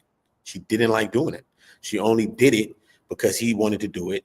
And she did it because also she got a chance to get alone time with him, like one-on-one time with him, because, you know what I mean, he had other women that he was with, obviously, and he had all these other people that wanted to be around him as well. For this nigga's time. So she was like in this. She was literally a contestant on Flavor Flav. She was in this world. She was in this world, bro. She was buying for Flav's time. She was in that world, bro. You know what I'm saying? So remember, she was really young. She never knew. Like she said, she went into the first time that he even kissed her. Like she said, she ran out the room, shocked, out the bathroom. He kissed her early in the morning one day in the hotel. She ran out the room, shocked, and she was crying and all types of stuff. And she was just kind of like, I don't know, like scared, and she was kind of nervous, and she didn't know of the lay of the land. She explained it as, and she said it was an executive like that was like finding me attractive and things like that, and being like interested in me, and it was a lot. It was a lot, you know what I mean? And her relationship with him was like her first adult relationship as well. So it was like she didn't want to seem like she could. But didn't he take her from another man? Like, ain't she was with someone? When she first gave him oral, because she said Diddy taught her about oral. She said he taught her about oral because he gave her oral first, but she didn't reciprocate it. But she left, and when she got back home, he was messaging her like, "Damn, yo, it's not like that. What's up? You couldn't."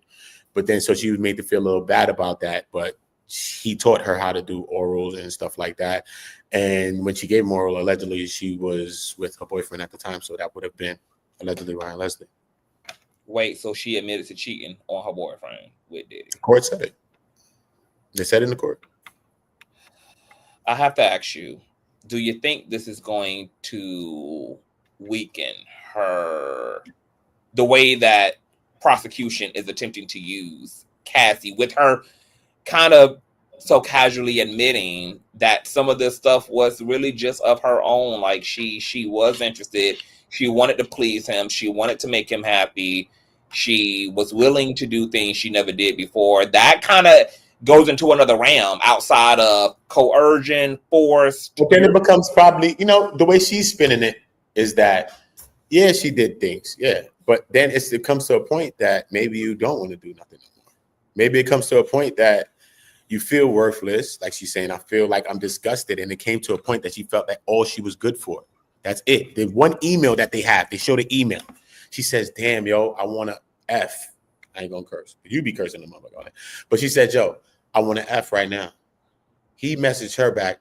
So who you going to, so what you going to do? Who you going to call? The nigga told her, Diddy said, who you gonna call? Like Ghostbusters, bro. She messaged back like, what you mean? She said, so who you going? He said, who you going F? Who you gonna call? That's what he said. He messaged her back on the email, who you gonna F? He didn't say, yo, all right, cool, let me get that. He said, who you gonna F and who you gonna call? She messages back like, what you mean? Are you crazy? I want to be with you. Like, I want to have sex with you. What are you talking about? You know what I'm saying?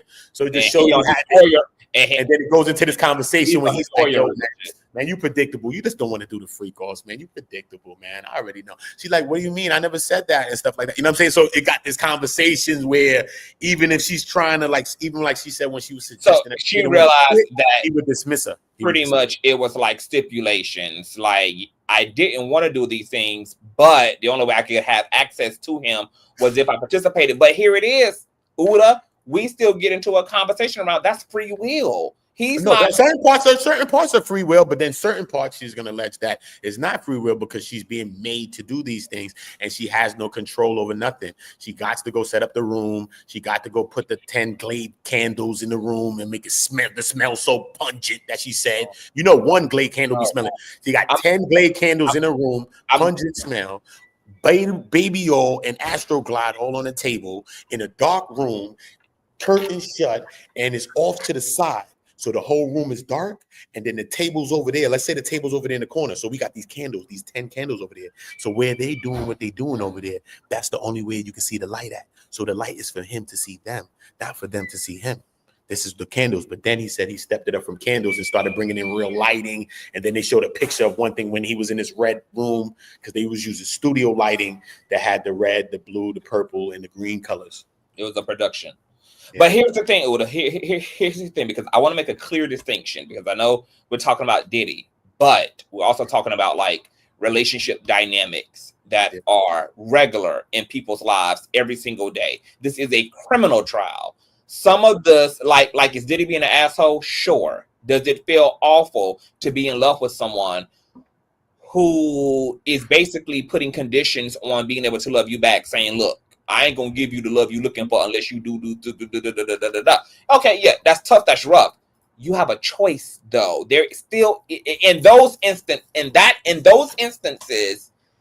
while Diddy can be argued to be an asshole, to be mean, but the other reality is he does have a right to also like what he likes. Yeah, and, I'm not saying that Diddy don't have a right for that. And he has hold on. And he has a right to be in open relationships. He has a right to want to be with other women. He has a right to be a voyeur, to be into orgies. And if there are women who do not want to participate, it's up to them to make the decision that they can't do that and then to go on about their way. So I understand that she's attracted to something in Diddy that is compelling her to overwrite her own boundaries, but she's still making a conscious choice to do that. But sometimes.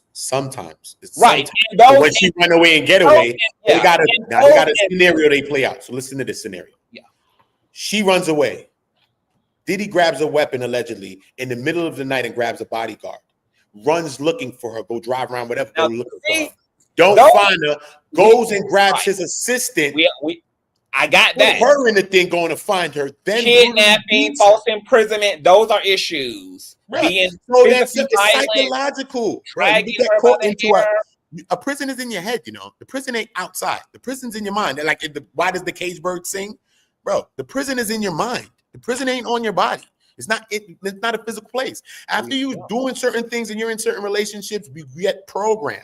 So that's just natural. Right. But it seems like, but I want to be clear though, because I know that like it's a lot going on and they had a long relationship. So I don't want to also like lump all of it in. It's not like what you were describing, what was like, this was in the beginning when they were still getting to know each other, when they were still dating, before he became the monster. There were all these things that were happening, such as him wanting her to have sex with other people, him being a voyeur. These were things that were happening before she was being ran down on a Glock. It was leading up. It was all steps that was leading up. So it's kind of like a grooming. So what I'm describing, basically. So what we're talking about now, before it got bad and violent and ugly and dark, that there were all these red flags for her as a woman, for her There were all these red flags, like, oh, I don't want to do that. I don't want to do that. I don't want to do that. I don't want to. And then she did it. And then she says, I did it because I wanted to be with him, not because at that time. Yeah, certain times she said that she did he's a monster, but because like I want this nigga. I want this nigga, and I'm willing to do A, B, C, D to get him. And she did. She did. She did too. She did too. She said that in the court too. Yeah. She said that too. And all I'm saying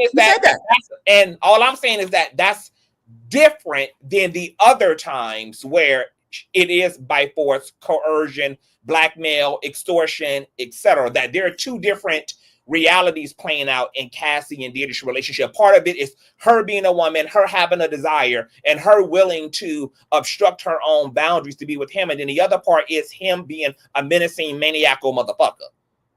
And that there is like overlap and bleeding all up in through both of these type of realities, which is what was gluing this thing together.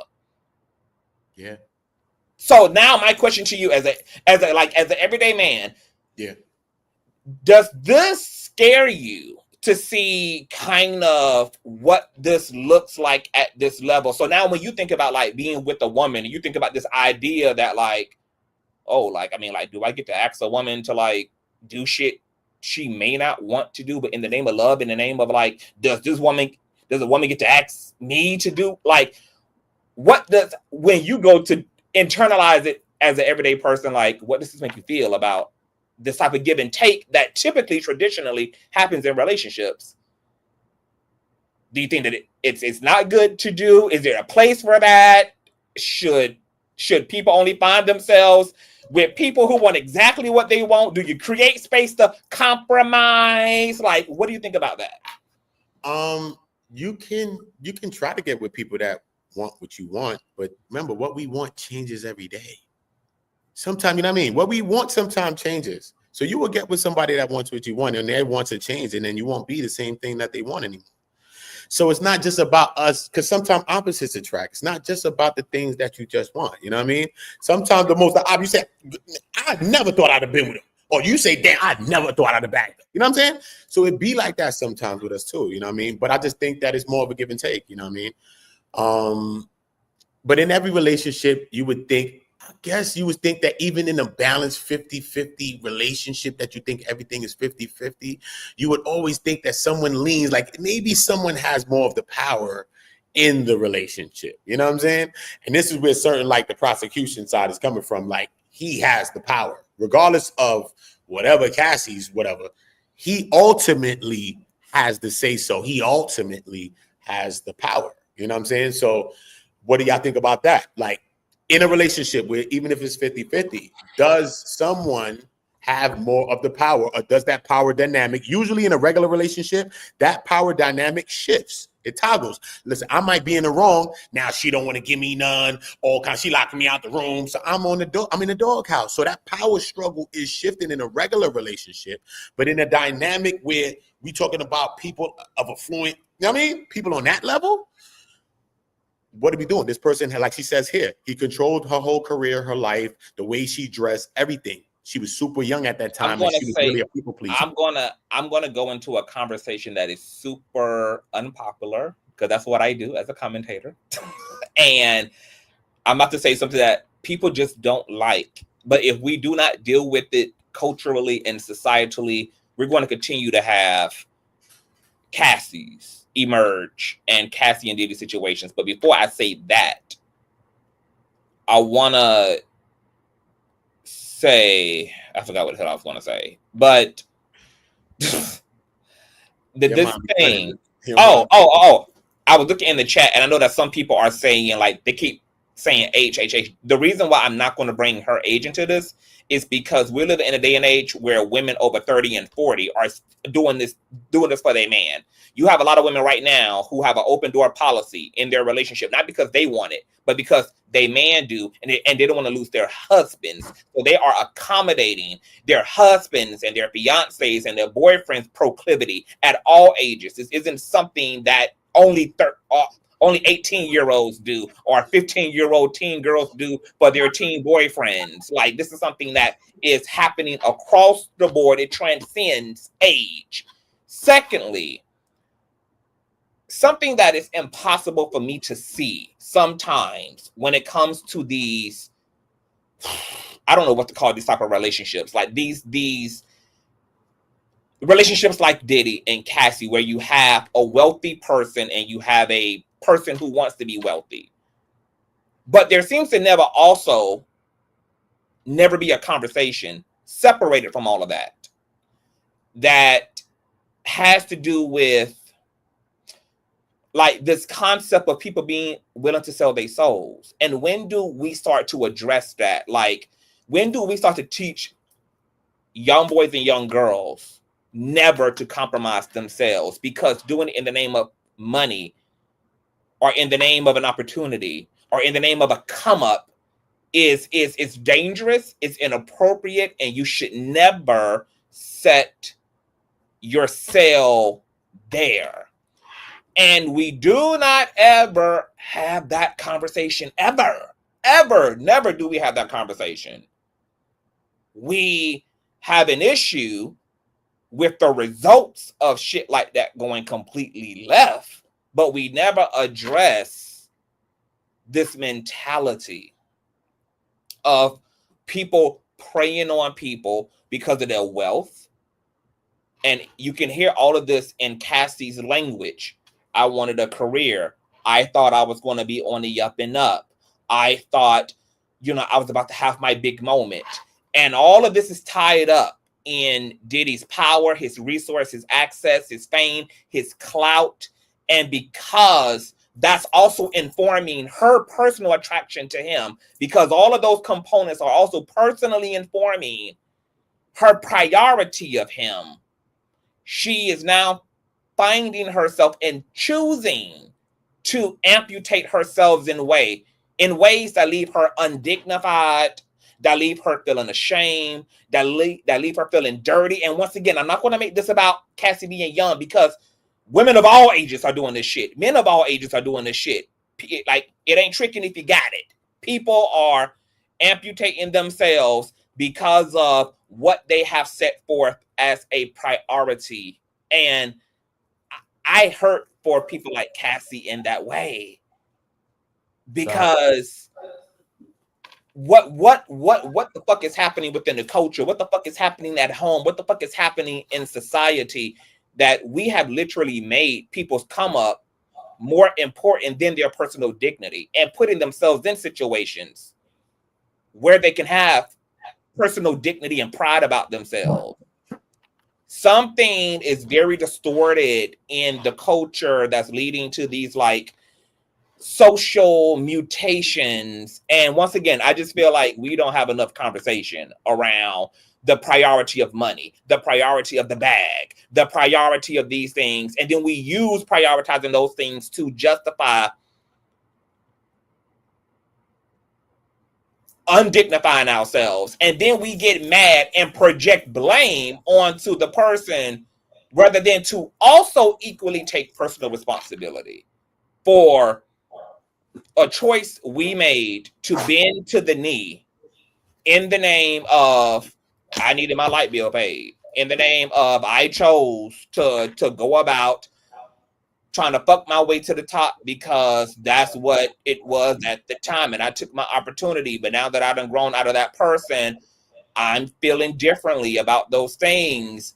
And because we live in because the conversation is disproportionate, of course we have to hold the people, to your point, in power, like Diddy, accountable. We have to hold the people that know that these things mean a lot to people, because they know they live in a society where people glorify money, where most people's gods are actually not the big shiny man in the sky. It's actually the white man on the damn green dollar bill in your pocket. That's your god. Okay? So the predators of society know that. They utilize that, but there could be no predator without willfully being prey and succumbing also to that socialization and succumbing to their own desire for a different lifestyle, for a better life, etc. I just don't feel like we have enough fucking conversation around that aspects of this. It doesn't take anything away from holding Diddy accountable, because I believe that two things can be true at the same time. We can talk about Diddy and the abuse of power, the abuse of proximity and privilege, and also talk about the way people at the base of the pyramid prioritize certain things that can lead them to being in very dangerous, abusive, exploitive situations. And it's not just the predator at work when that happens, not in a situation like Diddy and Cassie. It's also the ideals that the prey holds in their heart that makes them more susceptible to this type of exploitation. Because just as many people said yes to Diddy, a lot of other people said no to his ads as well. Said, no, I'm not sucking your dick for a record deal. I'm not getting flooded out in the back of Bad Boy's record for a contract. Just as many people said yes, there were just as many people who said, hell no, not for me, baby. I'm sorry. I'll just have to pray to the Lord about it. I have to fast to get it. I will continue to just wait on my time. I'm not going to get there that way. So we're also not going to act like this is like some universal dynamic that just happens across the board and everybody behaves this way. Everybody becomes a Cassie. No, everybody doesn't. Because what? The difference is in whatever the fuck people have prioritized in their heart and made their point of attraction leads to unconsciously. She wasn't doing that. Look, 10-year deal. The man had her locked in key. Where you going? And then he's a legend. She's a legend. If she even tried to do anything, she's scared because he's going to make her freak off tapes public. It's of her and men having sex, and he's going to release them. He's threatening her. And that's a coercion. And that's a coercion. This is what she's saying. Whether we believe it or not, but this is what she's saying. But first of all, look, he signed it to a 10-year deal, bro. Tell me this ain't grimy, though. This is what I can say is grimy, bro. When it comes to his deals and how he did with that, he's done me that. Me and Diddy don't get along with that. He's done it to every artist. All them rappers. Yeah. Come on, bro. Stop. He's done that to every artist under Bad Boy. He's notoriously known. He signed up for a 10-year deal. Dropped one album, bro. The girl had at least a little bit of talent. If not a talent, we all liked her. She cool. Damn. Not even another album, bro. So tell me what she's in over there if she can't even drop another damn album, bro. That's crazy, bro. But why? He don't want her to what? He don't want her to win. What? She's winning already. What? She's rich already. People don't care about money when you got your own talent and you got something that you're passionate about. You don't care about money. You want to do your hobby or whatever you want to do. It don't matter what you have. You could be broke or have money. You want to do your passion. You want to do your hobby. People stopping you from doing your hobby.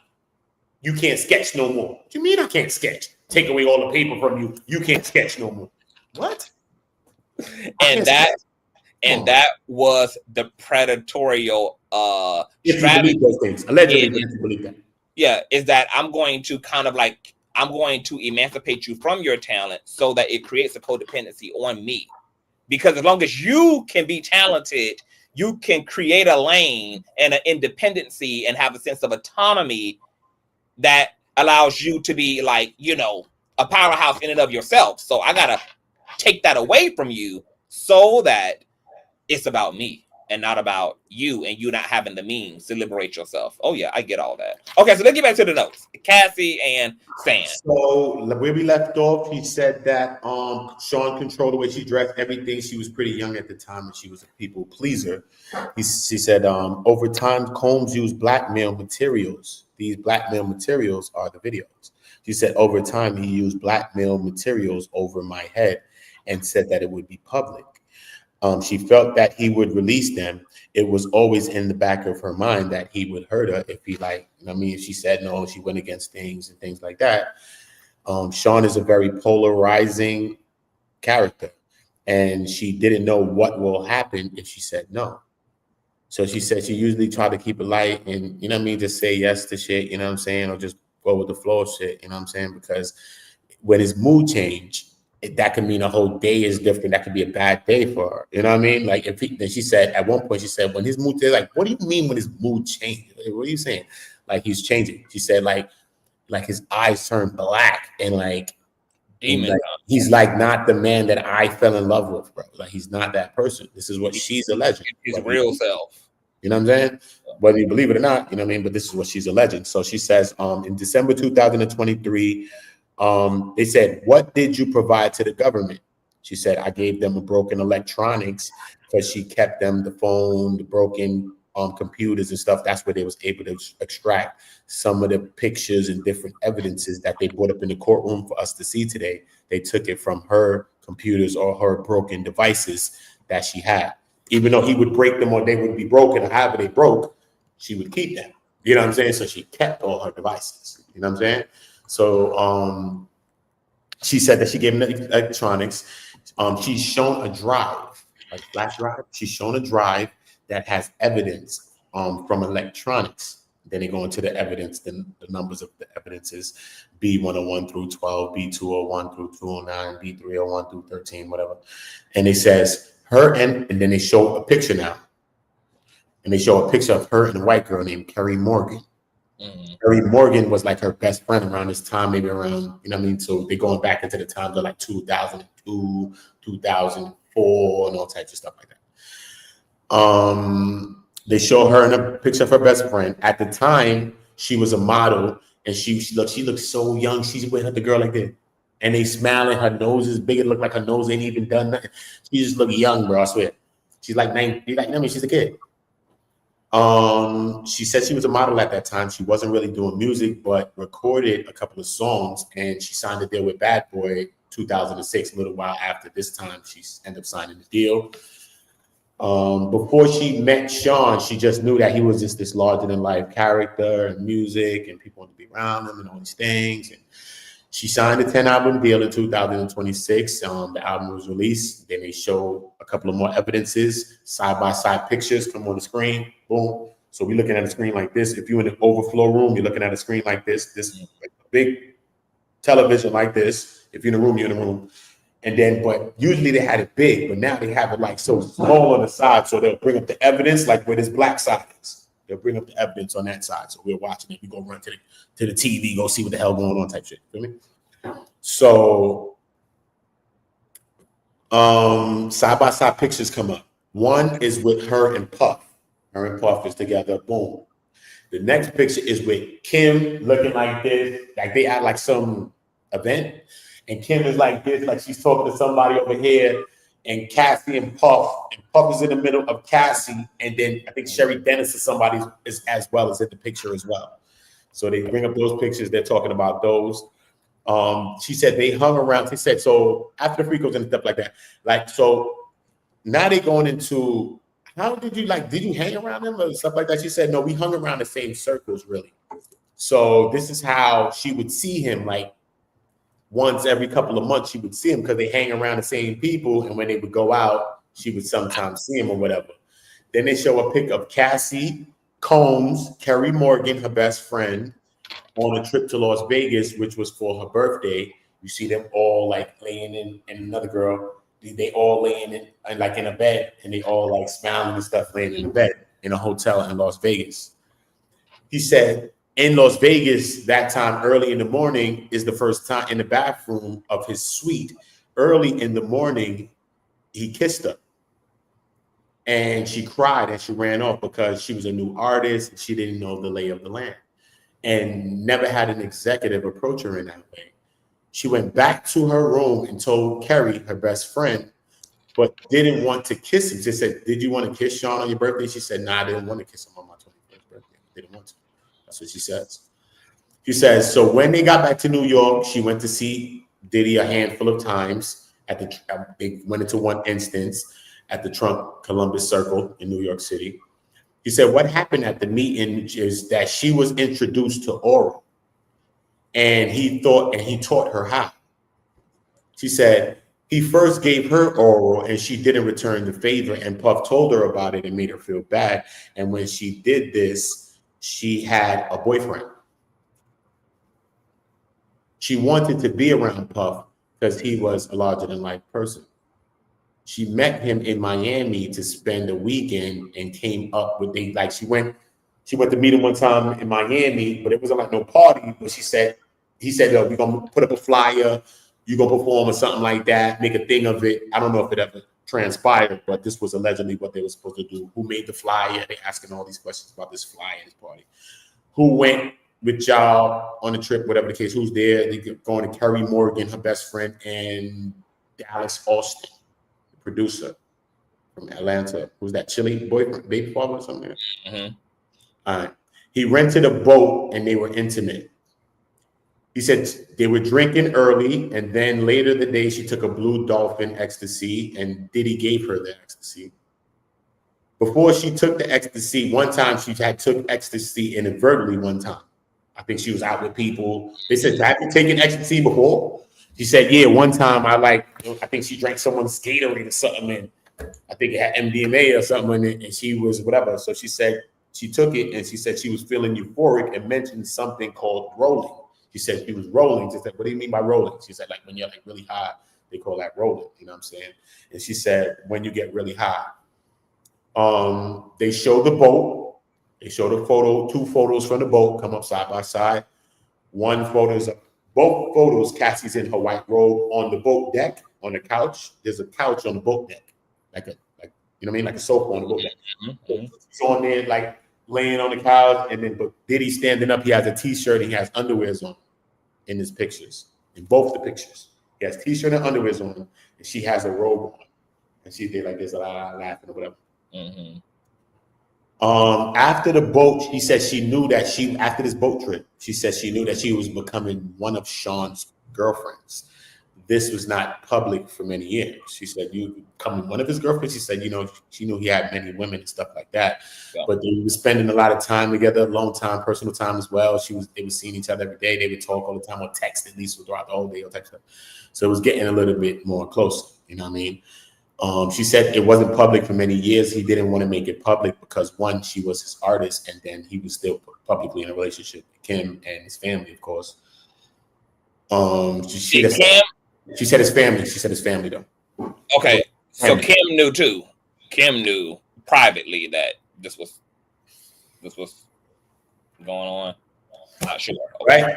I don't know. I don't want to allege what Kim knew. But when we find out what Kim knew. Because I heard that there was tensions throughout the years between Kim and Cassie, and that there were times where they didn't like each other, and that there was kind of a battle for Diddy between Kim and Cassie. That's what I had been hearing. But she didn't know. She knew Diddy had many women, period. Everybody knew this. It didn't matter. Kim knew it. She knew it, period. Everyone knew it. This is what's going on. Diddy was doing what Diddy want to do, period. You know what I'm saying? Straight. They was doing what they want to do. When you go into the paperwork, some other stuff I was reading, it was talking about a lot of stuff that was alleged, but I ain't gonna go into no alleged. Yeah. Right. So he didn't want a public. Okay. So her manager was fired because her manager was also her ex-boyfriend. Obviously, probably like a Ryan Leslie or something, right? Her ex-manager was her ex-boyfriend's producer. So she changed management. I mean, Diddy is controlling everything, basically on her end. This is how she's saying it. You feel me? It was her first adult relationship, and his lifestyle was more different than hers. She said how? She said he was very resourceful. He had assistants at his beck and call. He could get anything done at any time. You know what I'm saying? She said, pictures shown of 2007 Halloween party, and Puffy has on his suit. And she has on like this sexy police outfit, like the sexy cop outfit, whatever the case. You know how like it be blue, the little tight thing, the little shorts, little hat, you know what I mean? So then a picture of them in the back of his car. Allegedly, she said, I think we were headed to the Hamptons. And then they showed another picture in the back of the car. This is probably like a Bentley because they all laid back in the back of the car like they in the bed. I thought they was in the room. So they're like obviously in the back of like a Maybach or like a Bentley or something, like a Maybach or something. A Maybach, not a Bentley, a Maybach. Because the seats recline in the back seats. Mm-hmm. The next pic is also in the back of the car as well. She said Sean controlled her life, and she explains after they had sex, they texted frequently. If she didn't answer, there would be incessant phone calls. Just keep calling. Security assistants would call till they found her. Combs' mood would change rapidly. Examples of his mood impacting her, the abuse, because at times it wasn't about her. If you made the wrong face, you would get hit in the face. So if she And we didn't, kind of, just to put a pause in that, we kind of saw that come up on Making the Band when I think it was not Don. What was the other the other dark skin member of Danity Kane? Oh my girl. What's her name? It's right there on the edge of my tongue. Not Don, but Don't say Dawn no D more. Woods. D Woods. Remember when he looked over at her and was like, I mean, so what, you got a problem? I mean, you looking like you, da, da, da. And he was like, you can go too. So to that point that if you made the wrong move, if you looked the wrong way, there would be consequences and repercussions. Like, this is what she said. This is what she alleged. She said it would be consequences and repercussions, bro. So she said that if she didn't smile at him like she wanted to, like he wanted to, or something like that, you know, she says she would always be told to fix your face, yo, watch your mouth, yo, you got a slick mouth. She said that was like all the time. She would always be told to fix her face. She would always be told to watch her mouth, or things like, or you got a slick mouth all the time, right? She said there was psychological abuse. She said, and she had to know about all like her songs and different things. She had to know about her own back end, like right detailed things of her own like career things and all types of stuff she had to do. She's like, it was a lot that she had to do. You know what I'm saying? But this is like, these are like, she had to do these things. Like, ain't no getting around it, basically. She said if she ignored him, she would, he would send an assistant or he would send security, and he lived close as well. So if he didn't send them, he would pop up. The security would protect him and watch her. That's what they were there for, she said. Protect him, but watch her. They wasn't here to protect me, obviously, because she's saying basically this shit happening around the security. And they there too. You know what I'm saying? Basically. So they said, what security names? Can you go into some names? They said D-Rock, Bonds, Uncle Paulie, Fahim, Leak. And then she said, what assistants? David Jane, Christina Corum. She named a few people in the court of some of these assistants and some of these security people. She said some of those people were in the court. No, she named who was some of the people that was alleged, like the assistants or the security that she's alleging is involved in anything. That's what the prosecution's asking her. You know what I'm saying? So now they said, in one instance, she went to a party and she had a gun put in her bag, put a gun in her bag. And she said he J-Lo'd her? Yeah, he said he put a gun in her bag. She said she was really scared. It was a loaded weapon. She didn't know if it would go off. And she just wanted to get it out of her bag so bad. She was scared, but she didn't want to do nothing. And as soon as she got out of the club, she ended up giving it to the security guard, or whatever the case may be. Then he said, so what about Sean's guns? So when other times did you see Sean's guns? Objection, reference to Sean's guns. So when other times did he have a weapon or had you in the presence of weapons or whatever the case may be? She said Sean would be taking them out here and there as a scare tactic. Where would he take them out from? He would take them out from his safe.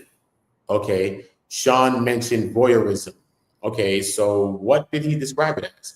He described it as a fantasy that he had in his head, and her having sex and talking, and him talking and talking, and he would watch her having sex and talking, and he would watch. He said, so what about the swinging? She said, no, but swinging was brung up separately. He told her about people exchanging partners and different things like that. You know, something that people do, maybe high affluent people or whatever. Yes. So what about the freakoffs and stuff like that? You know what I mean? It got the mentions of it started from the mentions of voyeurisms and stuff like that. She said that you ain't got to worry about it. It would be a stranger, a dancer, or escort that you wouldn't even know. You know, in the beginning of all times, you know, they always wear masks, masquerade masks. He would put bandanas on, hats on, different things like that. She would have wigs on, different things to hide her on. But she said, but every time he would talk, he would blow it up because everybody knows voice. That's what she said in the court today. Even like the guy, the worker, Phillips, he said, the voice. Folk, I knew it was Diddy. Wow. You know what I'm saying? Just like Cassie said today. Yeah. So she said she was shocked and didn't know how to react if she denied. She was nervous how he would act. She was 22 in the first freak off. Within 2 months, she tried it. She did it to make him happy. She was in a mature relationship and wanted to make him happy. You know what I'm saying? She was a younger girl, and you know what I mean? She just wanted to make him happy. And this is basically how she's saying. The first freak off was at his LA home. Pictures are shown of the first escort. She had the freak off with, the black man with the dreadlock, looked like he Caribbean or something. She thought him to be a dancer or something. So how was he paid? He was paid to entertain and dance and have. What was he paid to do? He was paid to entertain, dance, and have sex. Okay. So who paid them? Of course, they're gonna get into it. But so what did y'all do? How did y'all get into the mood? What did you do? You know, she said she took an ecstasy and they drank liquor first. She took the blue dolphin pills and she took the pills Sean had provided her before the sex. So they said, who provided you the pills? Sean provided me the pills. She wore the outfit from a sex store with high platform heels and a masquerade mask. After they took the drugs, Diddy talked to the dancer. Then the dancer, he went after whatever she took the drugs. She must have been chilling, and then he went to get the dancer. I don't know if the dancer was upstairs or he came downstairs or something. But remember, they also in big suites, so I don't know because I think he was upstairs or something, and he came downstairs, something like that. But he came when he was in the room with them. He ended up he by the doorway dancing. He doing a little dance by the doorway. Oota stuff For a minute. This is what she said. She said he was dancing by the doorway while they just watched, and she was just watching him dancing by the doorway like this. You know what I'm saying? So she said every freak off Diddy directed them. Then they began talking about the baby oils and all the other stuff. A session is one full sex act until ejaculation. That's what a session is. They had two freak offs at first at the time. Diddy told her that he had to pay them in the thousands. He paid these people. They're like, who paid the people? Diddy, how much he paid them? In the thousands. How you know? Diddy told me he paid them or something like that. After the freak off, she was high, felt dirty, she felt confused, and she felt like she hoped she made him happy. You know what I'm saying? Because she did this thing that he wanted her to do, even though she felt bad and she felt low or whatever, and felt used and dirty. She done had sex with this escort dude, this dread Rastafarian looking somebody. You know what I'm saying? So she hoped she made him happy at least. This is what she said. She said a few weeks later, he asked again. This is when it started to go on now. He said a few weeks later, he asked again, and she said yes, because she already did it, and then she didn't want to upset him. If his mood changed, she would be worried about how that day would go. Then the freak-offs were weekly for years. The length of a freak-off that lasted 3 days. 4 days. She had to stay up the whole time. They said, you were up the whole 3 days? She said, I was up the whole entire 3 days. On drugs. On pills, on drugs. Later on, I was taking cocaine as well. And I had to stay to the last session. So sometimes she would be playing for the session to be over. And then Diddy would be like, all right, man, that's the last one. You know what I mean? And she'd be hoping that he really means it. Because sometimes he'll say that. And then he'd be like, nah, we going. You know what I'm saying? To my understanding, right, some of the, like, sometimes it was like anal and vaginal sex, right? They doing whatever they're doing, bro. Because my question is, how the fuck did her genitals hold up with this consistent 3-4 day? She's a woman, bro. A woman is a strong being. It's the strongest thing on earth, bro. How the hell she could deal with that, bro? She dealt with it. She did it. Look, I have heard women. You see the one woman that did 100 guys in a day? Come on, bro. Stop. Oh, you're right. But you know, I know regular smuggler women, and they sometimes talk about being sore just after, you know, a solid session with the man or afterwards. Thinking about that ongoing for 3-4 constant drugs though. It's the drugs. And then Cassie is like this big. She's like a small. But it's the drugs though. It's the drugs. It's the intoxicants. It's all these things. You numb. It's like you numb, bro. You don't even. I get it, but it's like I wonder, did she ever like receive? I mean, like, did she ever need medical intervention afterwards? I mean, like, once the drugs wear off, and then your body now is still your body. Were there injuries to the body? She probably getting some of that too. She probably getting some of that too. Right. We're gonna have to see because it's thoughts. You know what I mean? Because I'm like, damn, the thing that because when they said that. 3 days straight, they said the longest freak off she was in was 4 days. And she had to wear these high stripper, high heel shoes the whole time. If there was like a little pause, she'd probably keep them shits off real quick and be like, yo, fuck that. But then niggas come, you gotta go. She gotta throw them shits back on. Like she had to have these high heels. She'd have some lace see-throughs type shit, whatever. Yeah, bro. Yeah, bro. It's crazy. You know what I mean? They had that. It's crazy, bro. It's crazy. Let's see. His move with chains. They weekly for years. 3 days. She had to stay up the whole time. I told you. 4 days. He would say this the last one, and she would hope it was the last. She can't. They said, so how many freakos was you in? She said, I mean, it's impossible for me to remember that, bro. The woman looked and she said, I'm not even gonna try that. Like it's impossible for me to remember that, bro. I'm like, it's crazy. But she did kind of say like at least once a week for years. Period. Regardless of anything else going on. Yeah, at the weekly for years. Weekly for years. We don't know how much time that's happened in a week. Yeah. It could be, and we don't know how many partners that is a week. Right. In each section. Because we have in a session, it could be 2 people in a session. You know what I mean? It could be he done with the session, bring somebody else in. He was working Cassie more than adult entertainers work within a year's time. He was working her, bro, like Tina. Rolling down the red, like working her, bro. No shit. R.I.P. my girl Tina. Working her, bro. Wow. Allegedly. But this is how she's saying it was to her. Yeah. Her own opinion. It's her thought. She said she felt that's all she was good for and that she felt horrible and she starts to cry.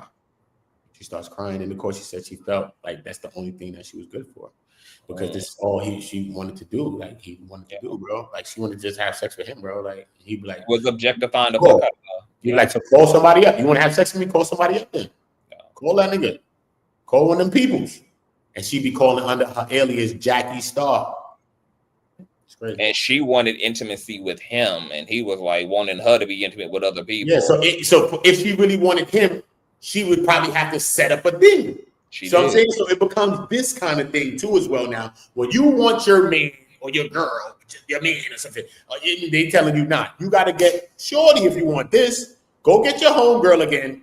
If you want this thing again, go get your homegirl and pop back out. If not, move. So you're like, damn, I can't get this by myself. You know what I'm saying? So it's just one of those kinds of places. You know what I'm saying? I know it would be a weird place if we found ourselves in that place. It'd be a weird place.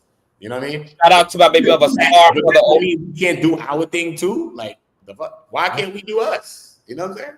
So, shout out to my baby of a star for the next piece of child support check. But this is so good, CTV. He's excellent. The people loving you, Oota. Oota, your Cash App is $Oota on go on Cash App. I have his Cash App link, you guys, in the description box. You should put your Cash App in your avatar name, Oota, so people can have it on the screen. Like, I don't trust the people for things. You know what I mean? You know how I've always been, bro. You know I do it for free. I'll try, but you know me. I've been online for years, bro. You know I just be chilling. $Oota on go, you guys, too. I'll put it there for y'all if y'all want me to.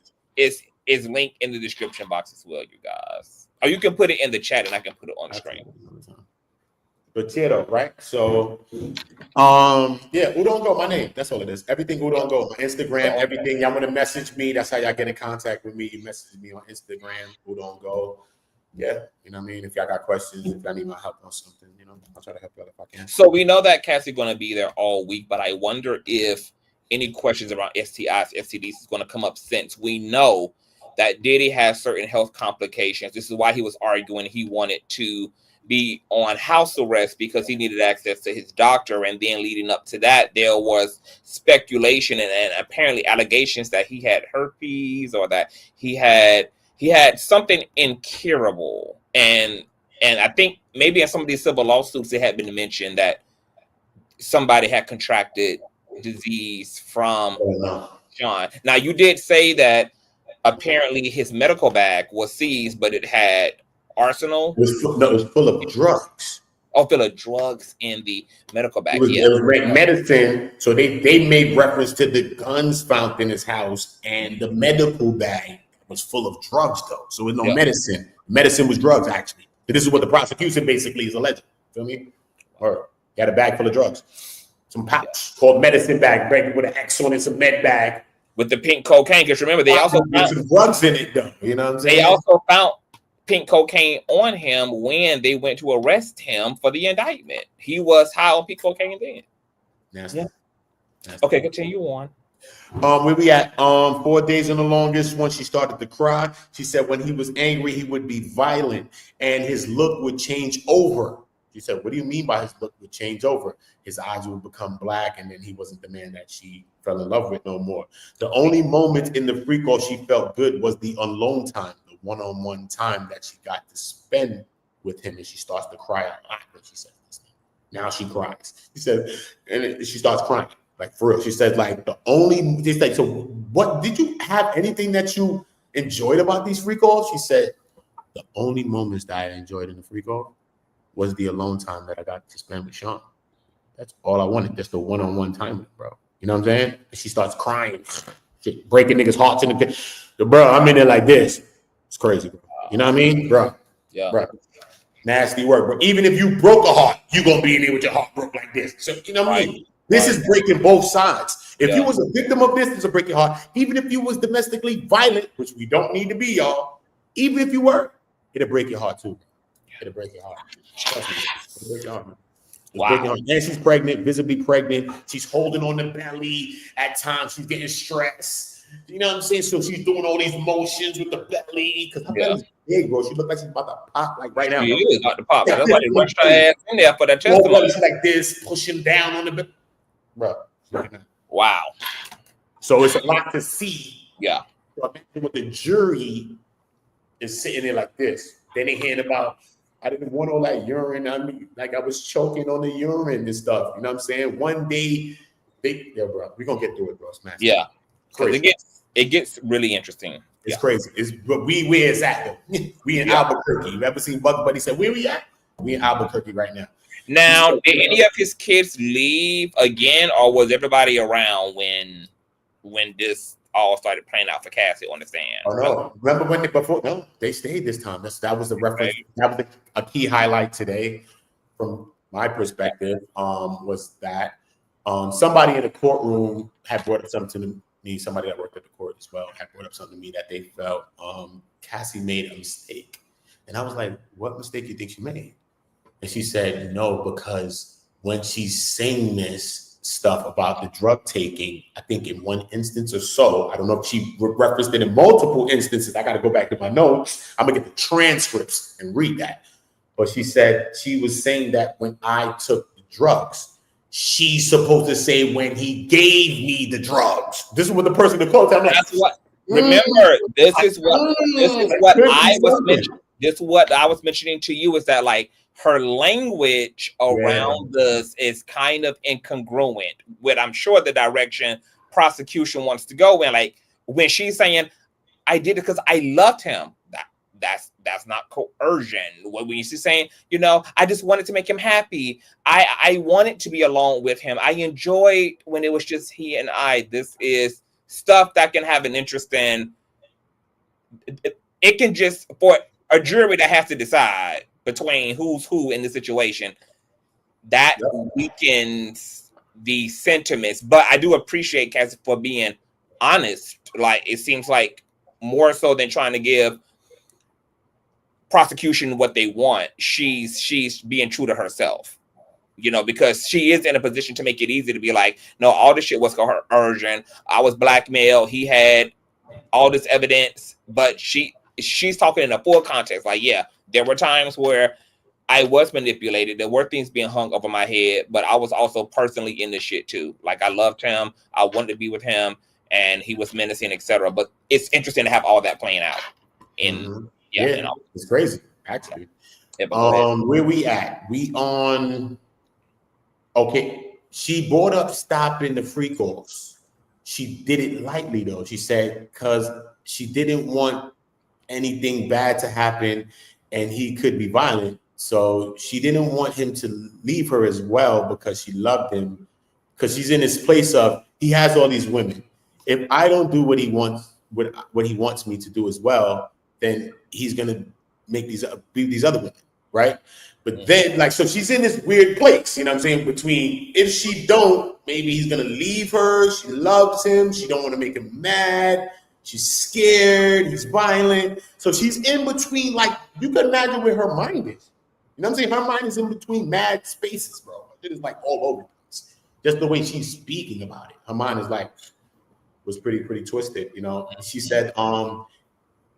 said she had to talk gently to Sean because she didn't want to upset him or make him feel like he was worthless in any way as well, even though she felt worthless. You know, she said he dismissed her concerns when she talked about not doing the freakoffs anymore. Said that he would say that she's predictable, like I told you in that email. And he like, you don't want to do the freakoffs, man. You front, man. You predictable. I already know what you want. You ain't trying to freak off. You know what I'm saying? That type bot. I'm just putting in a conversational way of him talking to a person. You know what I'm saying? Basically what she's alleging. She says the email between Diddy and Cassie is shown. He said, yo, she messaged him, yo, I really want to F right now. He messaged back, so who you gonna F? Want to call someone? He says, she messaged the message to Pop. So he said they came up with names for each other. She called him Pop. Which apparently is the name of her grandfather. Crazy. She calls him, he calls her baby girl, or he calls her Cece. She says, what does Cece mean? She says Cassie Combs. Right? He said that this is cause she wanted to be with him, of course. She said she never wanted to have sex with the escorts. She said her response to him saying call someone was that I want to F you. Are you crazy? I don't want to do that. Right? So they go back into that, breaking that down. Hold up. Right? So they said now the email thread is shown as well. She said when upset she kept going back because they kept going back on this, and then they're gonna go heavy into the urine and all this stuff. But they kept going back on this violent. You know what I'm saying? So this is why you keep hearing it coming back like this. So I'm writing her statements. You know what I'm saying? So he said, so when he got upset and he became violent or somehow, some way got her, he still some way, somehow got her to still do a freak off, even though he got upset, even though they probably got violent or whatever. You have to go put on some makeup, go perform, or you'd have to go look happy and go perform, period. He said he always covered his face, and hers was covered as well with, like I told y'all, masquerade masks and dance at first. He would give his identity away when he spoke, though. But if he felt the escort, like he liked them, he would remove the mask, and then she would too as well. They said, where did you get your sex outfits from? He said, I got some from the Pleasure's Chest in LA. I got some from another location in Sunset, and a few other sex stores that's in NYC. I could imagine that one of them is on West 4th Street, because that's a big sex store. That's in New York City. It's on West 4th Street. You know what I'm saying? Or me and one of my young girlfriends, when I was young, I had to bring her up there. I said, look, we go into the store. She said, what? I was young as hell. I don't know what the fuck we was doing today, but I brought her ass up there. Chill, y'all. I changed my ways. So look. Thank you for doing so. I was young, son. That was my girlfriend. That was my shit. It ain't wrong with being freaky. It ain't wrong being freaky. I wasn't putting nobody on no strolls, y'all. Yeah, you weren't trafficking nobody, but it's good old relationship fun. That was my little show. At the time, I just learned some tricks. So boom, right? So she had to wear extremely high heels. She bought the outfits, and then she would buy all these outfits, these high heels and all these things. And then she would lay them all out, and then Diddy would pick the outfit of which one she'd have to wear. You know what I'm saying? You know that, Miss Mika. Miss Mika, did I see you in the building? Shit, was you? Because you know that Miss Mika is in New York. I think that Miss Mika, did I see you in there? She's in New York. Yeah. Would you buy handcuffs? I think that she's Miss Mika. I think she's a few blocks away from the courthouse. I think. Mika, was you buying some police issue handcuffs out that building? Baby, don't get Miss Mika started. Shout out to Miss Mika in the chat. Right? So boom, right? Yeah. So boom, boom, boom, boom, boom, boom, boom. So he picked out the outfit. So they so Sean directed this. So who picked out your outfits? Sean did. So this is why he keeps referencing these things. So how long does it take to prepare for a freak off? She says it could take anywhere to up to a day. You know, that means sometimes he would message me like, yo, go get a wax, go get your nails done, go get the tan. Sometimes the staff usually would set up the rooms, but sometimes she had to supply the room. So she had to go get the 10 Glade candles and all of that, and the Astro Glide and the baby yolls or whatever the case may be. And sometimes Sean would come and bring the stuff and she would set it up on other occasions as well. So it differed. But usually staff and people like that set up the rooms for him, and everything was already fully functioned by the time he popped up. He told her to get, she said, so when did you get the nipples pierced? She said, I got my nipple pierced one time, and then I took it out because it was hurting. But then Sean suggested me to get my nipples pierced, so I pierced my nipples. So she ended up getting her nipples pierced. She said, did you like that? She said, you know, I took it out before because it hurted, but she said she thought they was cool. She said, it didn't matter. She thought they was kind of sexy. But a little while after that, maybe close to time after that, she said that she had her hood pierced as well. She said, why did you have your hood pierced? He said, because Sean said that he wanted her to pierce her vagina. And she did that shortly after the nipples were both pierced. So the first freak off was at his house. And she had freak offs in all of his houses except for his Mapleton location. She said, what about your houses? She said, yeah, we freaked off in all my houses except for my one in Studio City, which is Los Angeles, Studio City, Los Angeles. You know what I mean? Shout out to Studio City. I've been out there. Mostly hotels. So they said, what hotel? She said, but besides that, we did mostly hotels. So they said, okay. So, and hotels like where? She said, mostly hotels, Miami, New York, Atlanta, Ibiza, Spain, Turks and Caicos. And then the prosecutor said, what about Vegas? She said, oh yeah, Vegas too, Vegas. Yeah.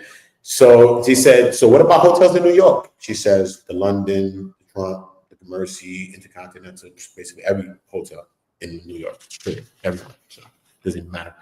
What about London? What about LA? She said the London, the Beverly Hills, the Intercontinentals, whatever. What about Miami? She's like the Mandarin, the Tide, the Fontainebleau, other ones like that. She was naming, you know what I'm saying? So they're like, so what was the suites like in a freak off? You know what I mean? So she's like, it was usually like a semi-suite, like a junior suite or something like that. It would have to have like a living room, and then maybe another room that's off to the side, bedrooms, but then maybe have an extra bathroom, restroom as well, so that people could use their restroom. Maybe he wanted his own bathroom probably. So maybe that type box. So even if it wasn't a presidential, usually it was in like this junior suites or whatever the case may be. So who would set up these? Who would like book the rooms? He said, a guy, one of his staff members. Who would that be? Could you name him? He said, a guy named Tony Fletcher. He said, okay. And besides that, he would tell me I would book them or whatever the case may be, and I would book them under a name Jackie Star. Why Jackie Star? She said Jackie Star was a name that I don't know how I came up with it, something, or if he came up with it or if I came up with it, but it was a name that I was using when I was hiring the escorts for the freak offs.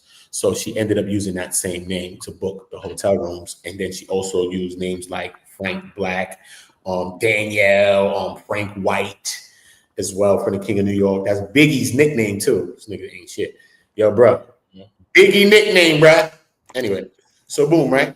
She started using Jackie for the hiring escorts, like I told you, supplied the oil, the Astro Glides and more, assistance in security as well helped. The baby, they said, how important was baby oil in this situation? He said the baby oil was as important as anything else. Like, you had to have the baby oil. Like, it's as important as the sex. Like, the sex ain't even as important without the baby oil. Like, the baby oil is as important as the sex, bro. If you don't have the baby oil, it's not happening. So what did you do when you ran out of baby oil? He said we had to get one of the bellhops. We'd probably pay a bellhop, or we'll call an assistant or somebody. We go get some, but like we always had to have like every 5 minutes. You had to be glistening. You had to be shiny, slippery. Remember the dance they were doing like this with the feet? Yeah, you got to be slippery. I don't understand how Cassie did all this fucking. She was performing more for Diddy than she ever did on the BET stage, the MTV stage. I mean, she had champion, bro. She had to be everybody to have sex with. She was a champion, though. She was a champion, bro. She had to have on lingerie, red wigs. She was a champion, bro. She was a champion, bro. Listen, she was whatever they having sex, no condoms, bro. I told you that the SEX worker said that he at one point brought his own medical records and wanted her to show him his, but Cassie never showed it. But I mean, because Diddy controlled all that and wasn't no condoms. So much so when Jane was dealing with him, remember, she said she went to go hire 2 porn stars, I should say, so that she could control her partners and know that they actually were being tested. Yeah. So that's the goal to show you that. But you're gonna listen to me though. Let's wait. So you mean to tell me you're gonna put on a condom, but then somebody gonna be peeing in your head and peeing on your mouth and peeing everything else? And what is the sense of that condom if someone's peeing in your mouth and peeing in your head? It's really not. What are we doing here, bro? Forget the condoms, bro. Forget it. Someone's peeing on your head, peeing in your mouth. You're choking on pee. Come on, bro. What does that mean? I mean, but you can, because even in adult entertainment, right? Like you can still do all those things. I mean, because you can't. I'm just saying this. You can't. You can't Do with transfer. people that, at first, she was hiring people off Craigslist and Backpage. And bro. that's what I don't understand about Diddy. Niggas was beating that box out. That's what Niggas on Craigslist and That's what I Backpage. don't Oota should have been on there. You know what? I wanna No, because your ass might have had a medical bag by now. Nah, Really, Diddy would have clipped really, me. Allegedly, really. Diddy, you'd have probably clipped me. Okay, I'd have ran off with Cassie. I'd have ran off with Cassie. I'd have said, take 2 million and we out.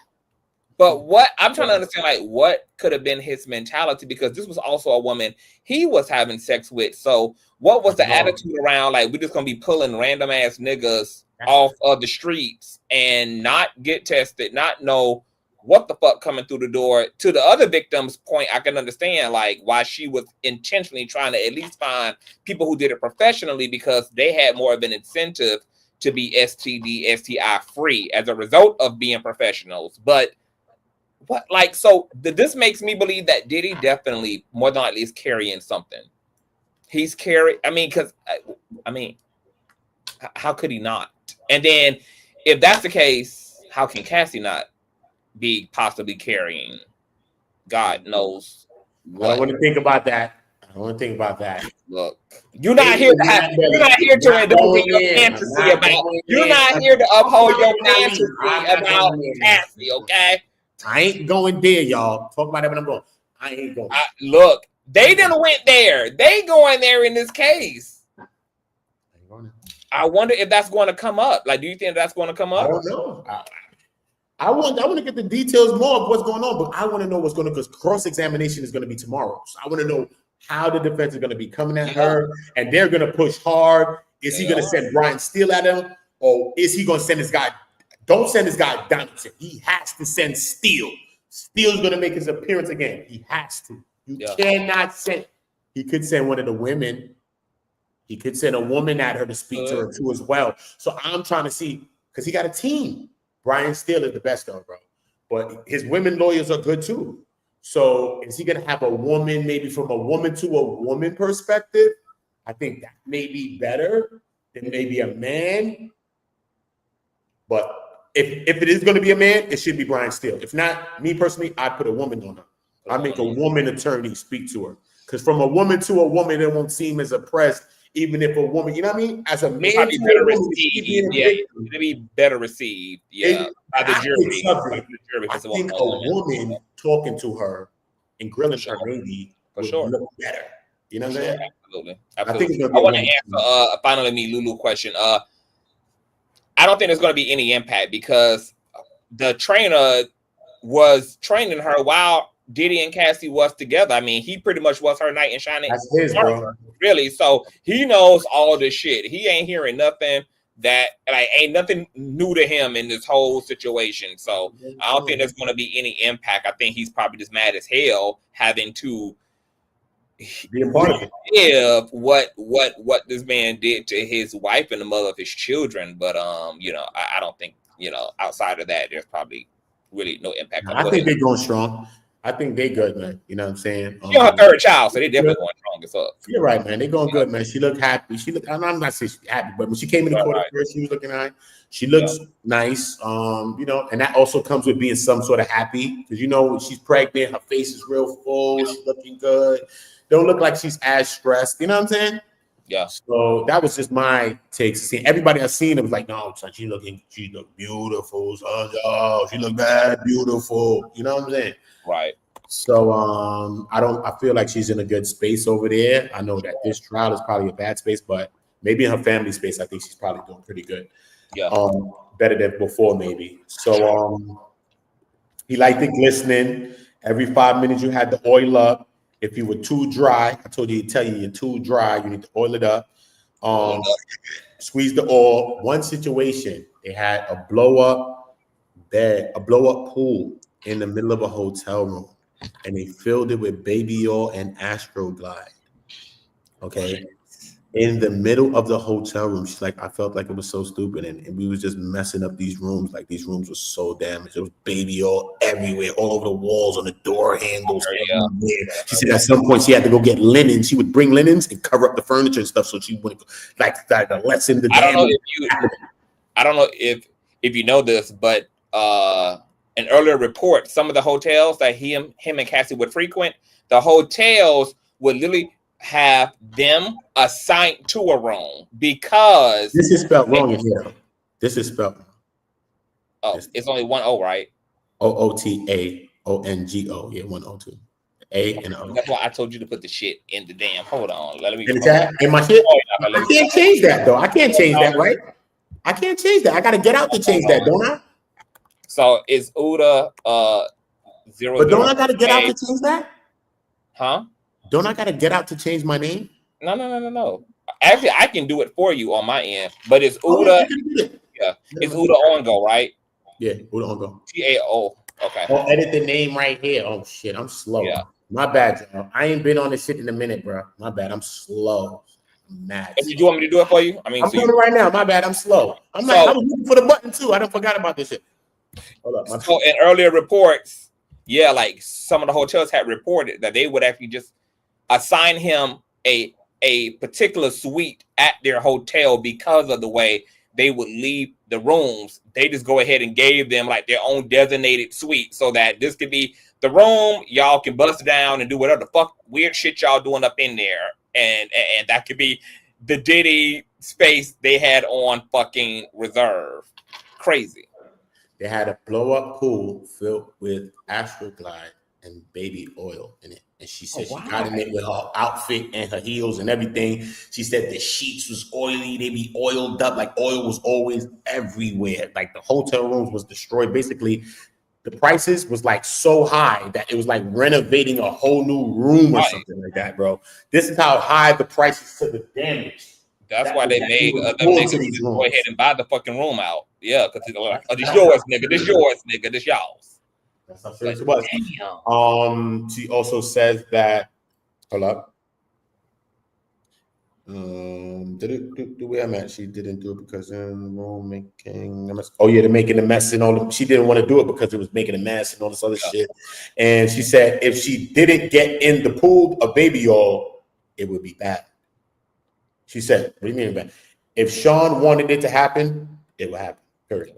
She said in a freak-off, they ran through at least 10 big size bottles of baby oil. The Magnum baby oils. She said, when they ran out of baby oil, the staff or the bell desk would go get it and would pay them. Sean, he made staff and other people, he made her call staff or he made her go get it or call staff and stuff, whatever. Initially, the lighting was candle lit. Like I told you, those candles, the 10 candles, the side, whatever, the strong ass smell, scented candles. It was in the strong smell, the sex and all of that in the room. It would smell like Badussy, basically. That's what she was saying. She would smell like Badussy, right? Yeah. So, and it smelled like Badussy. So, right. So initially, the lighting was candle lit, but then, and the strong smell of candle, but then he ended up going into, and he also first, hold up, wait. He also wax. She said, what about this candle wax? So she's like, wax was only poured on me, or sometimes Sean would have it poured on him. So, but it wasn't like that frequent, but we would do that too. So she says, after a while, she said he would use this multicolored lights, like these studio lights with all those colors that I was telling y'all about. Then a photo of the London hotel. And Cassie says she took the pic. They show a picture of the London hotel. A pic of Diddy in a bed holding the cash. He got cash and he's in this red room. So that she's saying like those are the studio lights that he's using. It shows that it changes the color or the mood of the room. Mm-hmm. the rooms. What were the rooms' temperature in the freak-off? She said the rooms were warm. And how many candles? It was like 10 candles. Yikes. After the freak-off, oil was everywhere on the walls, everything like I told you. She used to get the linens. She said blood would be on the linens. Said it like because she had to perform during freak-offs during her period.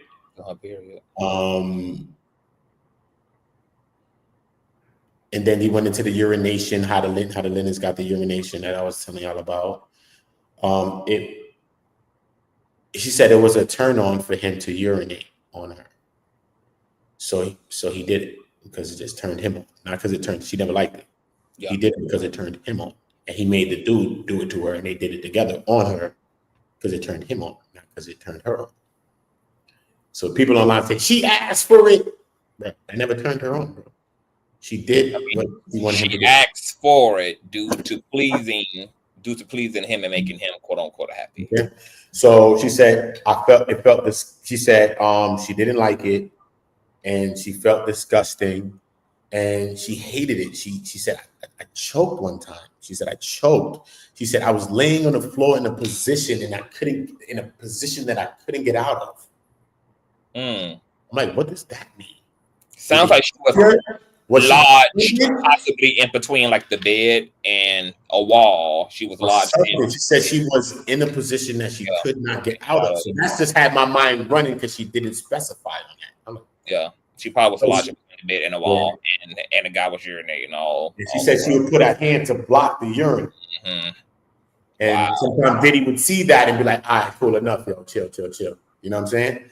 She said she choked because she said, why did you choke? She said, I choked because there was too much urine in my mouth. She said they both did it the same time. And she said, did it happen often? She said, not as often, but it happened often enough. Okay, so wait, hold on. Before you go forward, because I know people losing their damn mind in the chat. I wanna be clear about this, y'all. I know we listening to behavior that probably most people don't participate in, but we're not here to kink shame. Lise, it's my girl. Hey, Lise, if you like urine, baby, a big cup, okay? I just want to make sure because this is a very liberated platform. So I mean, some of the stuff I know it sounds unusual. I know it sounds like what the fuck. But hey, people like all type of things, honey. And once again, therapists say that sexual role playing fantasies are healthy. You should be getting your freak on, whatever your freak look like in the bedroom. There's positive psychological benefits to getting carried the hell away, long as it's consenting and it's mutually enjoyable. That whatever your kinks are can be your motherfucking kinks. Now, I'm gonna ask you this question before we go forward, Oota. Have you ever golden showered a lady or had a lady golden shower you? No, but I've done it before to a motherfucker. Really? I'm joking, man. Leave me alone. Oh, ain't getting into no conversation about my sex life. I don't talk about my sex life online. Oh, so we can talk about Cassie. Don't talk about my sex life. My shit gangster. You better go ask one of my what the thing like. So get to it. You know what I'm saying? Yeah, we getting to it. Yeah. We ain't on no nice shit. Yeah, we getting gangster. Trust me, I'm a Oota. So if you like gangster shit, then maybe that's what you like. That's what I'm with. Continue on. We ain't friends when we fucking straight. I don't want to be your friend when we fucking. Oh, my side, my neck, that ain't my business. Cramping my leg, nigga. I'm like this thing. That ain't my business. We not friends. I don't care if I love you. We're not friends. That's why we're gonna have the best sex. We don't have to be friends at this moment. Let us not be friends. I think it'll agreed. I think it'll be much better. Even if you think you love him, he been with you or you've been with her for 58 years, bro. Let y'all not be friends that one day when y'all do it. I bet you that should be better. Trust me. I was just talking about that yesterday. The whole psychology of sex. Psychological. So boom. So let me grab through these. All right. You just asking me a question, or when we run through these last couple of things that's on this next one. I ran out of paper on this. You can go. Let me just run through the last thing because she talked about the prices that it costs to fix the room. She said the number was high. I told you about that. after being that high and laying on the floor with the two men standing on her, she's standing over, she really couldn't do nothing about it. She was put on tasks to find escorts. Like I told you, she was also going through the Craigslist and all these things at first, and then it evolved to, however, she ended up finding a thing called an escort service called Cowboys for Angels, and it had escorts all over, I think, the U.S., she said. So she would, any city that they would go, she would just call the Cowboy for Angels after a while. Before she was doing the Craigslist, and then she changed. He said at first he wanted a big black male with a large penis, but after the while, he'd just take anything that was available. He would just bring it in after a while. At first he was like that. Initially, she found the escorts, like I said, through Craigslist, and then she started going into some of the things about, I think Diddy wanted sperm on him or some shit like that. And yeah, that hold on, cause I'm gonna come back in a separate live and get into that. But we're gonna get into that on the next thing. We're gonna get into all that on tomorrow live, because we're gonna count that. No, I'm gonna get to the end of this, and I gotta get into the spiritual of that. But she said that Diddy would have the escorts either bust in her or on her, and then he would take her in a separate room and then have her rub the semen on his nipples and on his body. Can I tell you a situation that happened? Yes. The SEX worker, when he was testifying, right? He said, one day I faked like I ejaculated, but I never did because I couldn't. He said, so he faked like he busted. He said, act like he came. And then Diddy took her in the room. And then he said, came back like, yo, you came, bro? He said, yo, I came, bro. He said, Diddy went back in the room and came back out again like, yo, bro, did you come, bro? And he was like, yeah, I came, bro. But he said he was a little scared because he felt like they knew. And they're like, objection. What you mean they knew? Objection, what? He already Diddy did know. Yeah. He's like, I felt like he knew he did know. And he was going to catch me in a lie because he said he lied. So what was he? He went in there looking for the sperm, obviously, allegedly. He would have her use the escort sperm on him. Nuts. Yeah, that's nuts. That's true. That's nuts. Yeah, that's nuts. That's nuts. That's nuts. I mean, so, I love y'all. No pun intended. It's nuts. No pun intended. I love y'all all though, man. I'm about to go. Thank you, Oota. Love y'all. All that you do, Oota. I love y'all. I love y'all. I ain't go home yet. You know, right to y'all. I'll come and check y'all before I even go to the crib. A full day's work. I love y'all all, man. Trust me. You are amazing. We appreciate you. Keep up the great work. We're going to look forward once again to your continual reporting live. You guys, all of Oota's links are in the description box. His Cash App. Tomorrow, Queen of Detroit, is going to be the cross-examination. It's going to get techie in there. It's going to get technical. It's going to be a wild one in there. I just want to know how hard they're going to push at her. Who's going to do the pushing? I think you should have a woman to do this and not a man. The optics of that is not going to look good from my perspective. For sure. But yeah, man, if I'm down in the court, I'll try to give y'all an update earlier tomorrow or something. I'll see what I can do tomorrow. Maybe I could give y'all something earlier, maybe around lunchtime or something. So y'all just stay tuned. Y'all tap in, subscribe to my channel, subscribe here. If you're not, whatever. This is what we doing. And yeah, I'll see if I could probably go live with Conscious some tomorrow or something, and maybe get my live exclusives. I'm just gonna see how the day working. I'll be running around trying to get some footage, or I'll get them some footage and stuff to upload. Day 3 reporting. We need that day 3 reporting. So that we can get, because we need to be outside. I need to catch this shit outside and my energy outside. The news people came to me. I'm on Australia news, all kind of people. They're like, yo, everybody's filming me just talk. I'm on my own live talking on my own thing, not bothering nobody. You know, everybody's around me filming me. I know, man. It's main character energy. Main character energy. Guy coming to me like, yo, mate, can you do it on my channel, mate? Can you do it on my channel? Yes, yes, mate. Get your clout, my nigga. Get your clout. Show out, honey. You representing New York like a motherfucker. We love and we doing it the right way. And we doing it the right way. You know what I'm saying? We just outside in real time. I ain't clout chasing. We just get into the work, get into the story, and we sharing the story with each other. Ain't keeping it to myself. I could be on my channel doing all these things right now, right? I didn't even go home. I still haven't done no streams on my channel yet, you know. The only streams that I've done like this have been on Conscious channel so far. I even sat down in my own channel. You've been outside on your my only channel. My only one is live. You don't think I'm supposed to? I have not read my books. on my channel, just sitting down and reading the book. Like right now, I can end this and do it live, like I'm supposed to. Mm-hmm. No, I ain't doing that. Yeah, yeah. Okay, bro. So just make sure We tap in. appreciate you. Yes, and we look forward to you tomorrow, man. Thank you for being here.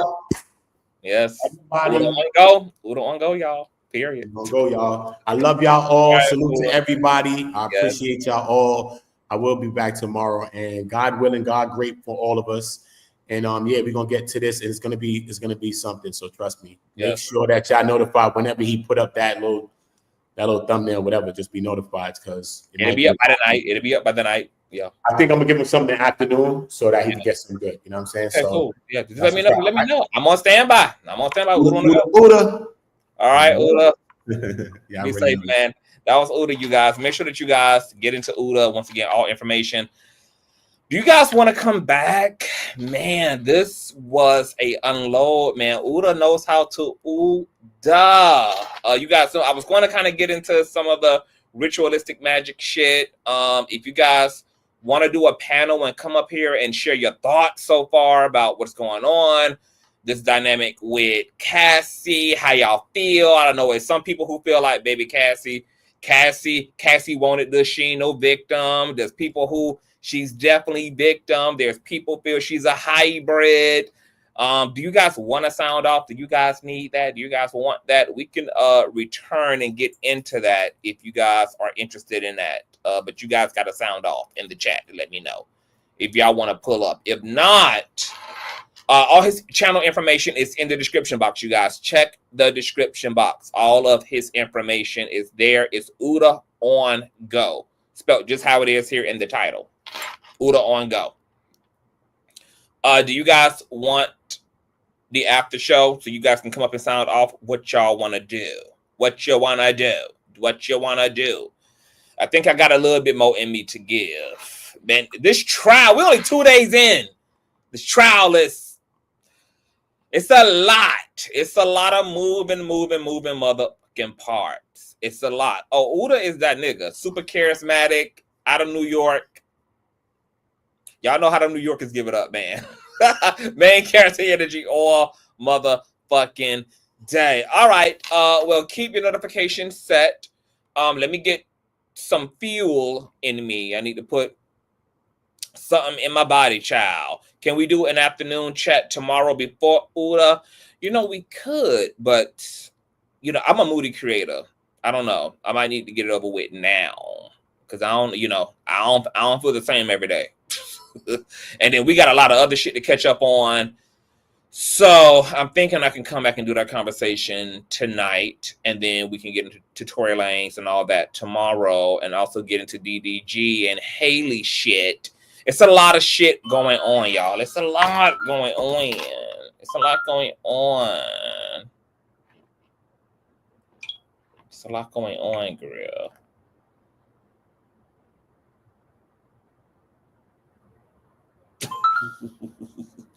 It's a lot going on, child. All right. So we're going to figure it out, but keep your shit straight. Keep your notifications set, and I'll be back. All information is in the description box below. I'll check you guys later, y'all. Peace.